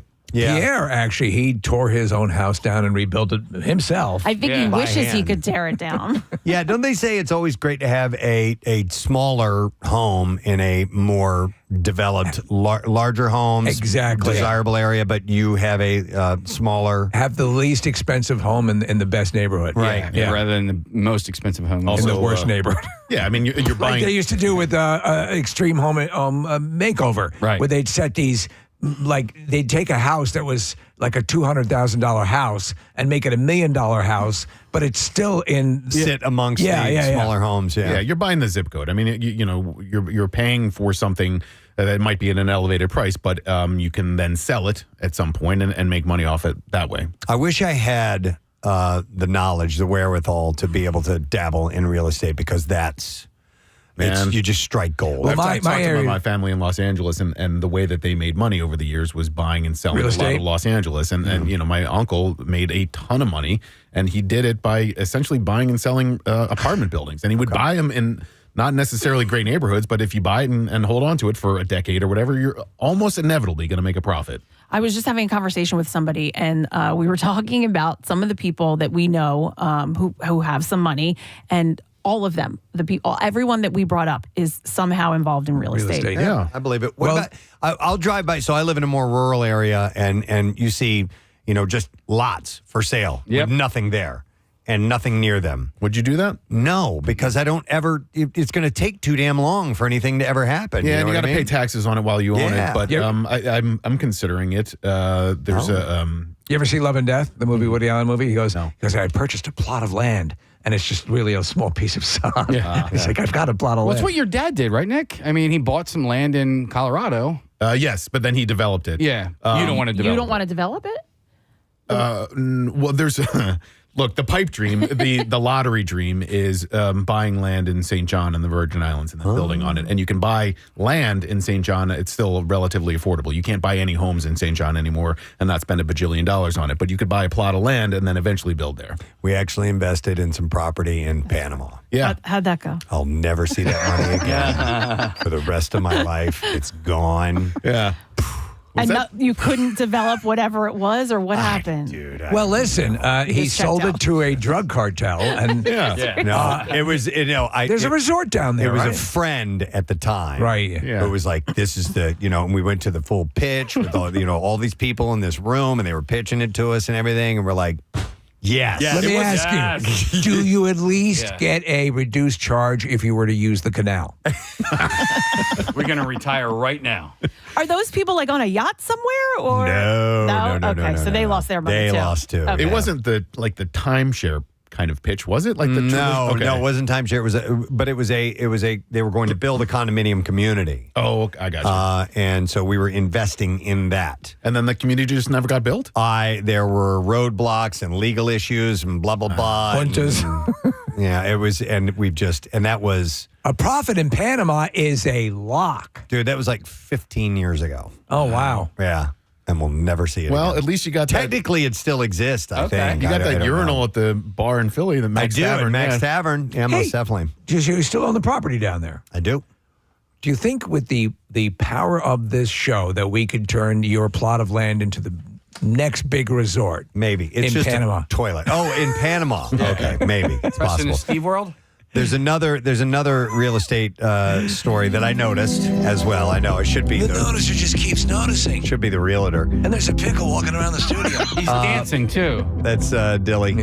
And so in North Carolina, a sweeping equestrian estate in the foothills of western North Carolina mountains is one of the state's most expensive real estate listings of its kind currently up for sale. It's called the Double C acres, and it's priced at $5.9 million. And the interesting thing is who owns it, okay? So it's a 211-acre estate in Morganton. It came on the market in mid-March as that rural city's priciest residential real estate listing on record. The property is owned by Bob and Joyce Casata. Bob Casata is the founder of Whack-A-Mole. No. Oh my gosh. I thought that name sounded familiar. There's money in Whack-A-Mole? Dude, there's huge money in Whack-A-Mole. Are you kidding? Why It's can't like- I invent Whack-A-Mole? This is like the dude who invented the Billy Bob Yes. teeth. Yep. Is a multi-millionaire. What the hell? It's a whole Florida-based company that makes arcade and amusement park games, but they're best known for Whack-A-Mole. bringing Whack-A-Mole to market. So did he didn't create it, he just simply I don't know. He facilitated its getting out there. Not or really was sure. he in fact was he out in his backyard one time with a shovel and he got a great This idea. is fun. Yeah. He's beating mammals to death with his shovel. Wait a belongs in an second. arcade. There's probably a opportunity here. Kids will love this. Yeah, I know I came in here with the blowing up the groundhogs thing. That didn't work. But trust me, this is the next game. Yeah. So, Nick just pulled up a video of Double C acres. Yeah, It's beautiful. It's massive. And it's 211 acres. Jesus. And it's a full, the barns and the full home and everything. So $5.9 million for that spread if you want it. But all you have to do is invent something like Whack-A-Mole. It's amazing. But I'm trying to think of what other iconic arcade game. Skee-ball? But that's so old. Yeah. Whack-a-mole is a more current one. Well, whack-a-mole has been around for decades. Yeah, decades, definitely. Yeah. But, skee-ball goes way, way, way, way back. There was the Collector's Corner. They had a guy who collected all of those games going way back to like Coney Island Boardwalk 1880. I love that stuff. That's that sort of stuff. And it's amazing. You coin operated, the craftsmanship and everything. Yeah. But I can't think of whack-a-mole is such an iconic, standard. Kids will still play it. Yep. So if you got the money, North Carolina, it's up for sale. All right, we should take a break. We may not get you enough money to buy the Whack-a-Mole estates, but we can get you possibly $1,000 when we return because we are going to get into Good Money It, and we also have the Bizarre File on the way. We'll be back in just a moment. Make sure you stay with us. Okay. 3 WMMR. All right, thanks, Kath. A reminder, the I Believe for Presidency blood drive, save the date, Friday, June 14th, which means active donors. The last day you can donate blood and still be eligible to do so at our event is April 19th, so you've got some time. Again, we're at Live Casino and Hotel in Philadelphia and the Greater Philadelphia Expo Center at Oaks. We will be broadcasting live from the Oaks location, Pierre Robert, at the Live Casino, I believe, is how that's working out. Yes, that's usually the way that it does. And all the information is available at WMMR.com from the American Red Cross. So join us, why don't you? And then I want to mention this other thing that we had talked about briefly earlier today, too. Another charity. We have several charity events that are going on right now. Yes. But we are proudly hosting a World Wish Month toy drive, which will benefit the Make-A-Wish Foundation, and specifically Make-A-Wish Philadelphia, Delaware, and Susquehanna Valley. So in our area, you're going to be getting toys to these Wish kids, and it's a big, big part of the Wish process. Gives them some excitement, some anticipation, much-needed hope, strength, and joy, of course.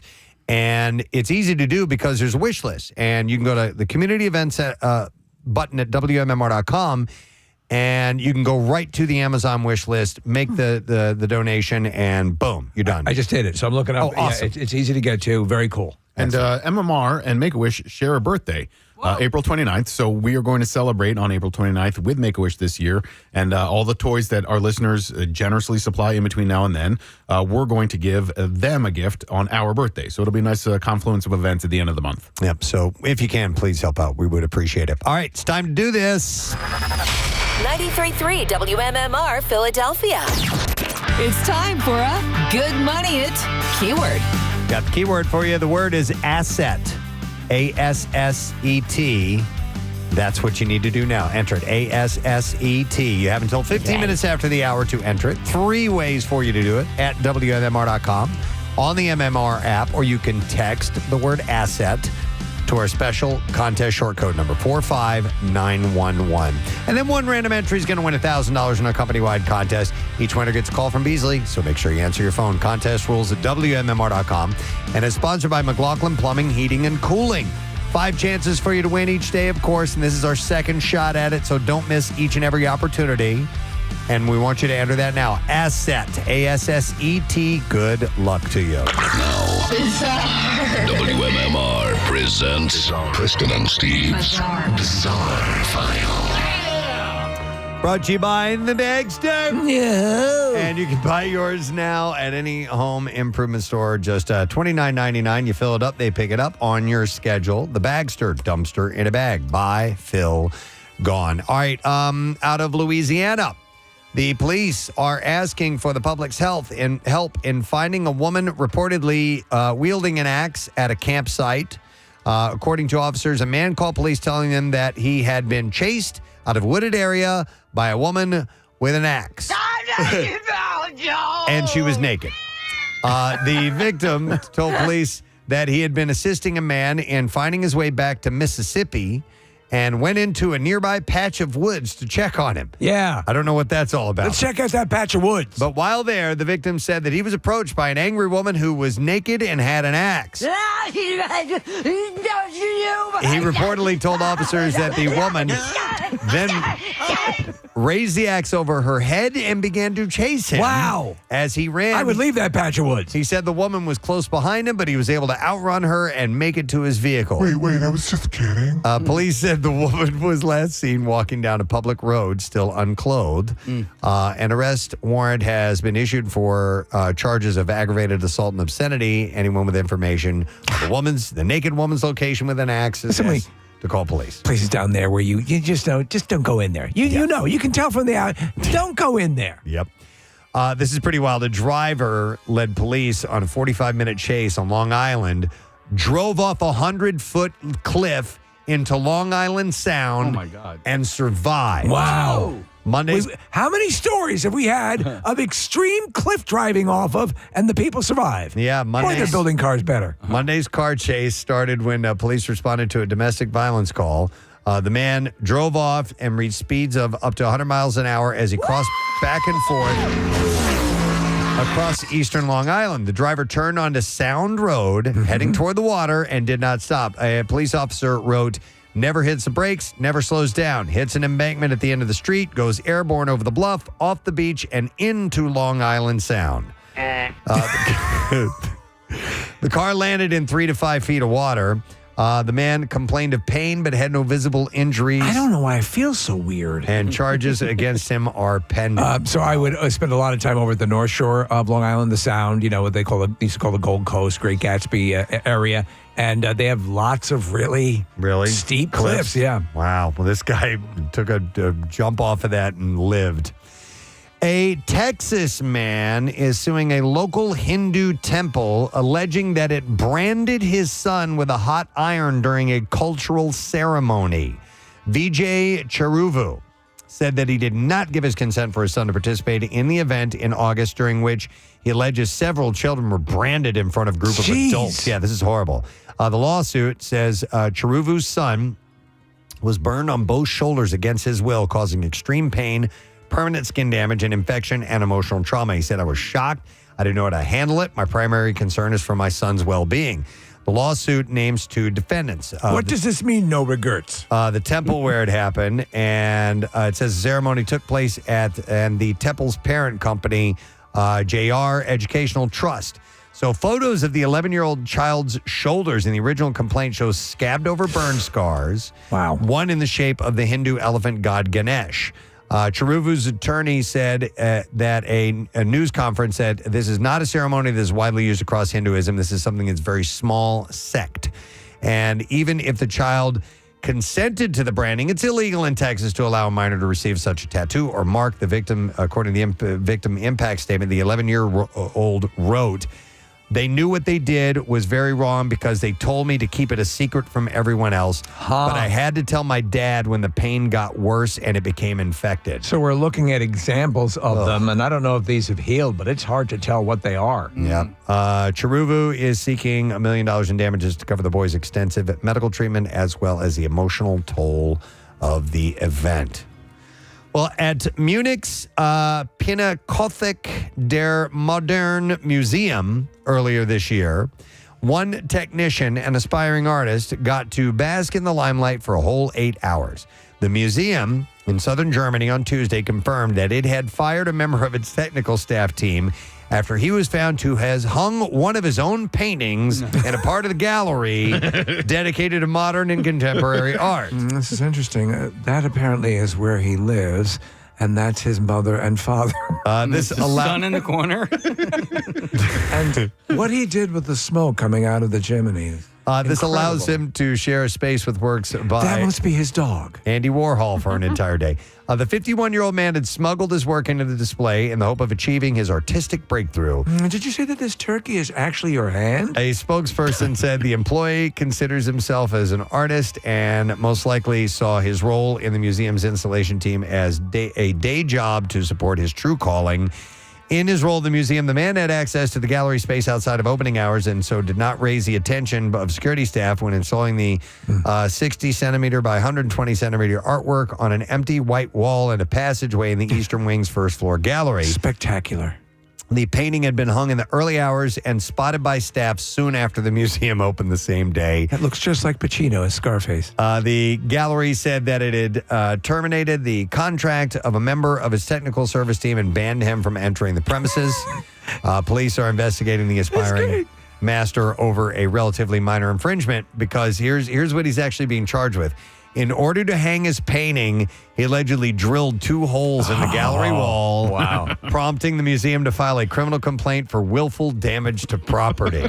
So impressive. It looks like those dogs are playing poker. And that is what I have in the bizarre file for you. All right, just a few minutes left, about 7 minutes or so, to enter the word asset. All right, ASSET. That is our good money it keyword, and you can enter it through WMMR.com, the MMR app, or you can text it to our contest short code number 45911. So again, the word is asset, ASSET. So send that over now. We'll see if you win. We're going to take a break. We'll be right back. Forever. 93.3 WMMR. They are playing the MM-barbecue. And to celebrate a couple of things like that, the fact that they're playing our show, MMR is having a very special weekend. It is a celebration of the 30th anniversary of the breakthrough third studio album from them, Smash. It was released April 8th, 1994. It just blows my mind. Each time one of our weekend warriors plays an Offspring song this weekend, caller number 10 wins a pair of MM-barbecue tickets. How about that? Yeah, nice. Saturday, September 21st. So make sure you tune in. Starts this weekend, and we would love for you to win. Speaking of winning, we have some other things to do in that regards. We're giving away right now for Last Question a pair of tickets for Rain, a tribute to the Beatles, which is going to be Friday, May 10th at the Miller Theater. So the question that we pose to you is, in the Star Spangled Banner, the line "Rockets' Red Glare" replaced which other lyric? 215-263 WMMR. Let's see if we know. If you know. In the Star Spangled Banner, the line "Rockets' Red Glare" replaced which other lyric? 215-263 WMMR. And it's not a legit question. Don't go looking for it, searching for it. You had to have heard it right here on the show. And while you're calling in with that answer, we'll do this. The trash business is a gold mine. 93.3 WMMR with Preston and Steve's Hollywood Trash. Brought to you by Natural Lawn of America. Natural Lawn has been creating green lawns quickly, more naturally, and with fewer weeds since 1987. So get free seeding every year. Just call 800-FREE-SEED now. Steve, what's happening this morning? Well, notorious cartel kingpin El Chapo asking a judge to let his wife visit him at his current home, a Supermax penitentiary in Colorado. El Chapo says that if he were to receive occasional visits from his wife, he would really begin to appreciate solitary confinement. Oh, my God. Margot Robbie dipping into the toy box again by producing a movie adaptation of the game Monopoly. Robbie says the movie will be different than the game and that the movie will eventually end. And finally, even though he's currently doing time in prison for tax evasion, former reality star Todd Crisley finding out he now also owes $800,000 to an IRS investigator he defamed. An exhausted Crisley told his lawyer that things have gotten so bad that he actually now looks forward to his daily forced sodomy. Wow. And that's Charlie with Trash. All right, let's see if you know the answer to this question. In the Star Spangled Banner, the line "Rockets' Red Glare" replaced what other lyric? 215-263 WMMR. We will go to Scott to see if we can get the answer. Doggy. Yes. Well done, Scott. All right, but what line replaced "Rockets' Red Glare"? It is roly-poly. Roly-poly on my wrist, yes. That is correct, sir. Hang on just a second, and we'll get your information, and we will take care of you, bud. We are going to give you a pair of tickets of Rain, tribute to the Beatles, Friday, May 10th at the Miller Theater. With note-for-note precision, this mind-blowing performance transports you back to the iconic eras of Sgt. Pepper Magical Mystery Tour, along with your other favorite hits. And there are 4 shows, May 9th to the 11th. Tickets and information at ensembleartsphilly.org. Now, Preston and Steve's Music News on 93.3 WMMR. Oh, dude. Excuse me. Sorry about that. Brought to you by Nebraza Brazilian Steakhouse. Nebraza has a brand new location in Center City at 20th and JFK Boulevard. Same incredible dining experience. More food selections and lower prices than the chain Brazilian steakhouses. Center City and Horsham, online at Nabraza.com. So Aerosmith's farewell tour is back on. Oh, back on? Yeah, this announcement was made yesterday. The iconic band from Boston announced that it will continue its Peace Out tour this year, months after vocal cord injury to Steven Tyler forced several concerts to be postponed. The announcement includes some new concert dates in addition to a long list of rescheduled shows stretching into 2025. Do we know what the absolute last date is? Yes. So they're first of all, locally, they're going to play the Wells Fargo Center on September 23rd. They said a highlight of the tour will be a special hometown show, New Year's Eve, Boston Garden, at Boston's TD Garden. They were supposed to ring in 2024 at the Garden before Tyler's injury, so they are still going to be doing that special hometown show on New Year's Eve. I don't know if that's their last one or not, Steve, but I would assume that it would be. So I'll tell you, Allison Dunlap, who's former President Steve girl and photographer extraordinaire and who shot a lot of the calendars, she is the most rabid Aerosmith fan that I know, and she will go to the concerts by herself. She just wants to immerse herself in it. So I know she's going here, and I would make a bet that whatever the last show is, she will go to that one as well. Looks like it's continuing on past into the 2025, Preston. So Buffalo, New York is going to be in there. They're going to do one in New York. And Philly was one of the only shows that they actually got in before the show got postponed last year. They did here and then maybe like one or two other shows, and then those vocal cord injuries started, and then they had to suspend everything. So they're going to be back then. Yeah. So they're going to play another one.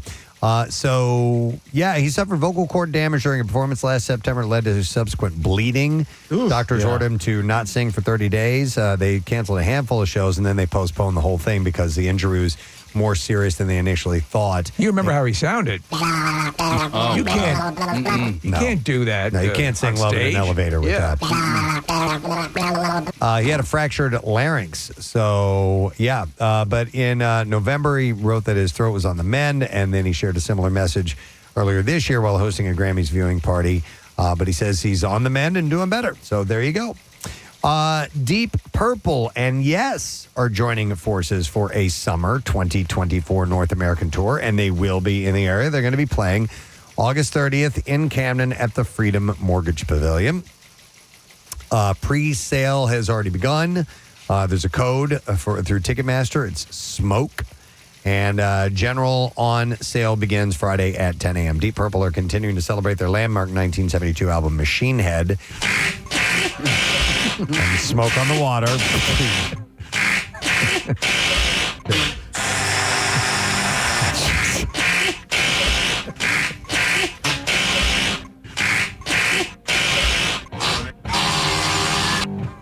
Little pitchy for me, dog. I love that. Casey's Butt Cheeks. Yeah. A super deluxe reissue of Machine Head arrived a couple of weeks ago. And then, what? Well, no, I'll save it. I'll save it for later. All right, and then finally, Deftones and System of a Down are teaming up for an epic joint headline show at Golden Gate Park on August 17th, promising a standalone, once-in-a-lifetime experience. Joining them will be the Mars Volta, Viagra Boys, and the Vows. Both bands have more in store for fans this year with Deftones at Coachella, Primavera Sound, and Lollapalooza, while System of a Down are going to headline a Thick New World. Alongside Slipknot. Plus, Deftones are teasing a new album. It's produced by Nick Raskalinitz, following their acclaimed 2020 release, Ohms, by the way. And then, did I have one more thing? Oh, yeah. Oh, my God. What? Yes. I saw this from Sarah Parker. This week marked 40 years since the start of Ray Koob's WMMR journey. That's right. Yeah. So Ray, the pictures are wild. He's been in and out of the MMR family a couple of times, but he is still here. And you can check out some of Ray's most memorable MMR moments, including some with Van Halen, Phil Collins, and Angus Young at WMMR.com. Ray's awesome. He's the best. We don't see him as much anymore. No. But Ray was always a fixture here when we'd be coming in early in the morning. Usually if I work when you guys aren't here, that's who I'll be with. I'll work with Ray. So I got 2 days a couple of weeks ago with him, and he's great. You know, what I find about him is he cares about radio. He cares about, he talks about his family, his wife, and then the listeners, and just like everything, every conversation I have with him, he's caring about somebody. That's perfectly said, Kathy, because he lives and breathes and loves all the radio can do, and his love of the audience is just unmatched. But yeah, he's a great guy. Ray's one of those jocks that just has what I call the friendly delivery. Yep. You know what I mean? Yeah. He's your buddy. It's very inviting, and I love listening to him. And he's a fan of ours. Oh, he is? Yeah, of our show. Excellent. So congratulations to Ray. And take a look at WMMR.com if you want to see how long Ray's been a part of the Philadelphia radio landscape and MMR in particular. So congrats to Ray. We will take a break. We'll come back in a second, and we will get ready to wrap up the program. Letter of the day for the Word of the Week prize. Stay with us. Preston. Twisted Sister on 93.3 WMMR. Everything Rocks. We were just talking about Dee Snider yesterday with Carney Wilson, of all people. Yes. Because Dee is going to be on Carney's cooking show on Access TV. Sounds delicious. And she said he was awesome. Yeah. So I would like to see that particular episode. Dee's a character, man. Former staff member here at WMMR. I think he remembers his MMR roots. He and Marcus go way back. That's right. Actually, believe it or not. Marcus was his sort of board op. He was, yeah. All right, we are going to go to this caller real quick, the Xfinity mobile guest line, and it is Ted who's calling us. Ted, how you doing, man? Doing good. How's it going? Wonderful, bud. To what do we owe this pleasure? I just won $1,000. He won $1,000! Nice job, Teddy boy. So that means you're our winner for Good Money It. Congratulations to you. May I ask, Ted, in which way did you enter the contest? I did it via the text. You did it via the text. Kind of the old school way to go. People love doing that. Ted, where are you from, buddy? I'm from Phoenixville. Oh, nice. There you go. Excellent. Nick's going to be there on Sunday for an event. I know. I'm going to go see him now. Terrific. Now you have some money to buy some records. Yeah, you can buy a bunch of records. Excellent, buddy. Awesome. Well, listen, we are so thrilled that you are a fan of WMMR, and we are so thrilled about that we're going to give you $1,000. So congratulations, bud. Thanks, Preston. All right, rock on, my man. It's Ted. You could be the next Ted. Noon is your next chance, and Pierre's going to have that in just a little while. It is Good Money It, and it is sponsored by McLaughlin Plumbing, Heating, and Cooling. Love it. And it's just that simple. I'm going to take a moment to thank our guests, our only in-studio guests this morning. Were Kevin Baxter, Jay Roy, our good friend Nikki from the Fishtown Pickle Project, and the Big Dill Pickle Festival. Coming up. They were here this morning, and I did not know this, but they have bestowed upon me the honor of being the Grand Marshal of the Big Dill Pickle Festival, and that will be on Saturday, June 15th at Xfinity Live. And Kevin, he's the main organizer. He was all fired up about it. He was telling me there's all kinds of stuff he wants me to do. It's a ton of stuff. And then all the stuff they have projected, and this could quite literally be the largest pickle event in the world. I think it may be. So be a part of it, and I will be there to lead you through the event. So it was exciting news today for me personally. Pierre Robert is indeed here. Good to see you, Sa. Presbo's Picks. Picks. Right there. Those are my pickles. Have you ever had Pierre? I have not. They're my, I kid you not, my absolute favorite pickles. Yeah, we can have a jar of that. Absolutely. Are you a pickle fan? I love pickles. Yeah. Excellent. Oh, yeah. Yeah, so I collabed with the Fishtown Pickle Project, and a portion of every one of those it sells goes to Phil Abundance. Sweet. Which is great, and I get nothing at all from it other than tasty pickles. I do have I can get as many pickles as I want. You guys want pickles, I'll get That's only right. Yeah? You know, okay. You get to use the Panama Canal, and you get your pickles. But they're slightly sweet and a little bit of spice at the end. Nice. So, yeah, hopefully you'll enjoy. as a pickled person myself, I will cherish them. Excellent, sir. All right, shall we do the letter of the day? Yes. All right, let me hit this button. Preston and Steve on 93.3 WMMR. Now, the Daily Letter. And the Preston and Steve show is brought to you today by the letter. I as in illiterate. I as in illiterate. All right, so we are going to give away our Word of the Week prize tomorrow. It is the Incredible Shift Travel Table and 4 Tommy Bahama beach chairs. And it's the most convenient portable umbrella table you're going to find. The Shift Travel Table is a sturdy tabletop with large cup holders, a patent-pending beach umbrella with a swivel arm that allows you to rotate 360 degrees, and their unique anchor mat that makes it safe for the beach even on the windiest of days. Check them out at shiftoutdoors.com. That's spelled SHFT, outdoors.com, and get yours today. We'll give that away tomorrow. What's up? Anything special today? There's pickle vodka in here. There is. There is indeed. And that's pretty special. I'm tempted, but I've got 5 hours ahead. So, yes, we will have more of the Pearl Jam Global Theatrical Experience. Nick, you're hosting on Saturday, and that's... Sunday. Yeah, I wanted to give it a plug because the caller that just won from Phoenixville, it's at the Record Shop, which is right on Bridge Street, and I'm there from 3 p.m. to 5 p.m. on Sunday afternoon, and I've not been to a listening party for a really long time. I'm very excited to hear the new record on vinyl, and so 3 p.m. to 5 p.m. Sunday afternoon, the Record Shop, and Kurt, who runs the place, just sent me a really nice note. This is his retirement project. He was a teacher for a long time, and so he's retired, and he opened up a record shop, and he's running this place, and I've not met him either, so I'm excited to be there 3 p.m. to 5 p.m.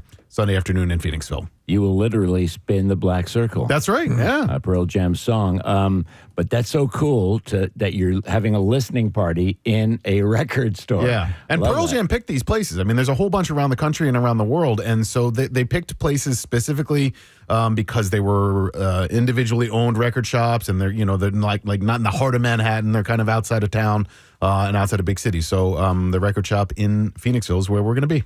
Side note.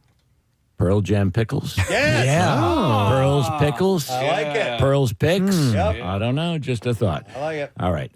What I will have is tickets for the Pearl Jam experience, but in a movie theater. Right. The Ritz theaters are just amazing movie theaters, and they really broke ground when they opened years ago in terms of creature comforts, and they had coffee. They had coffee at this movie theater, and good coffee, not ghastly swill.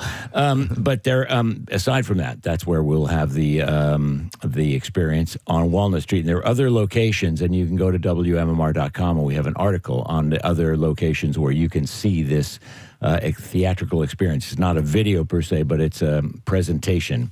And we will have workforce blocks of ZZ Top and Deep Purple, along with, yes, as you mentioned, they're coming to Camden, I believe it is. Yeah. So we will get that warmed up. And Struts are on sale tomorrow for their Fillmore show in August, and we'll do a block of them as well. It's going to be great. All right. Thank our sponsors. Preston and Steve Show brought to you today by Dunkin'. Preston and Steve Show runs on Dunkin'. Also brought to you by Acme Markets, fresh foods, local flavors. Tomorrow, aside from it being a No Sad Bro Day, we're going to have our buddy Tom Papa on. Tom is great. He's excellent. And we will have Martin Cove, who, of course, from the Karate Kid franchise, played Kreese, the evil Cobra Kai leader. And on the show, Cobra Kai is fantastic. He will be joining us tomorrow. And I know there's something else, and I can't remember. Connoisseur? No Sad Bro. Connoisseur. We'll have Aerosmith tickets to give away as well. Wow. And the Big Dill Pickle VIP treatment stuff. So we'll have a bunch going on tomorrow. Nice. That is it. We're done. Rage on. Have a great day, and we'll see you tomorrow, friend. Bye-bye.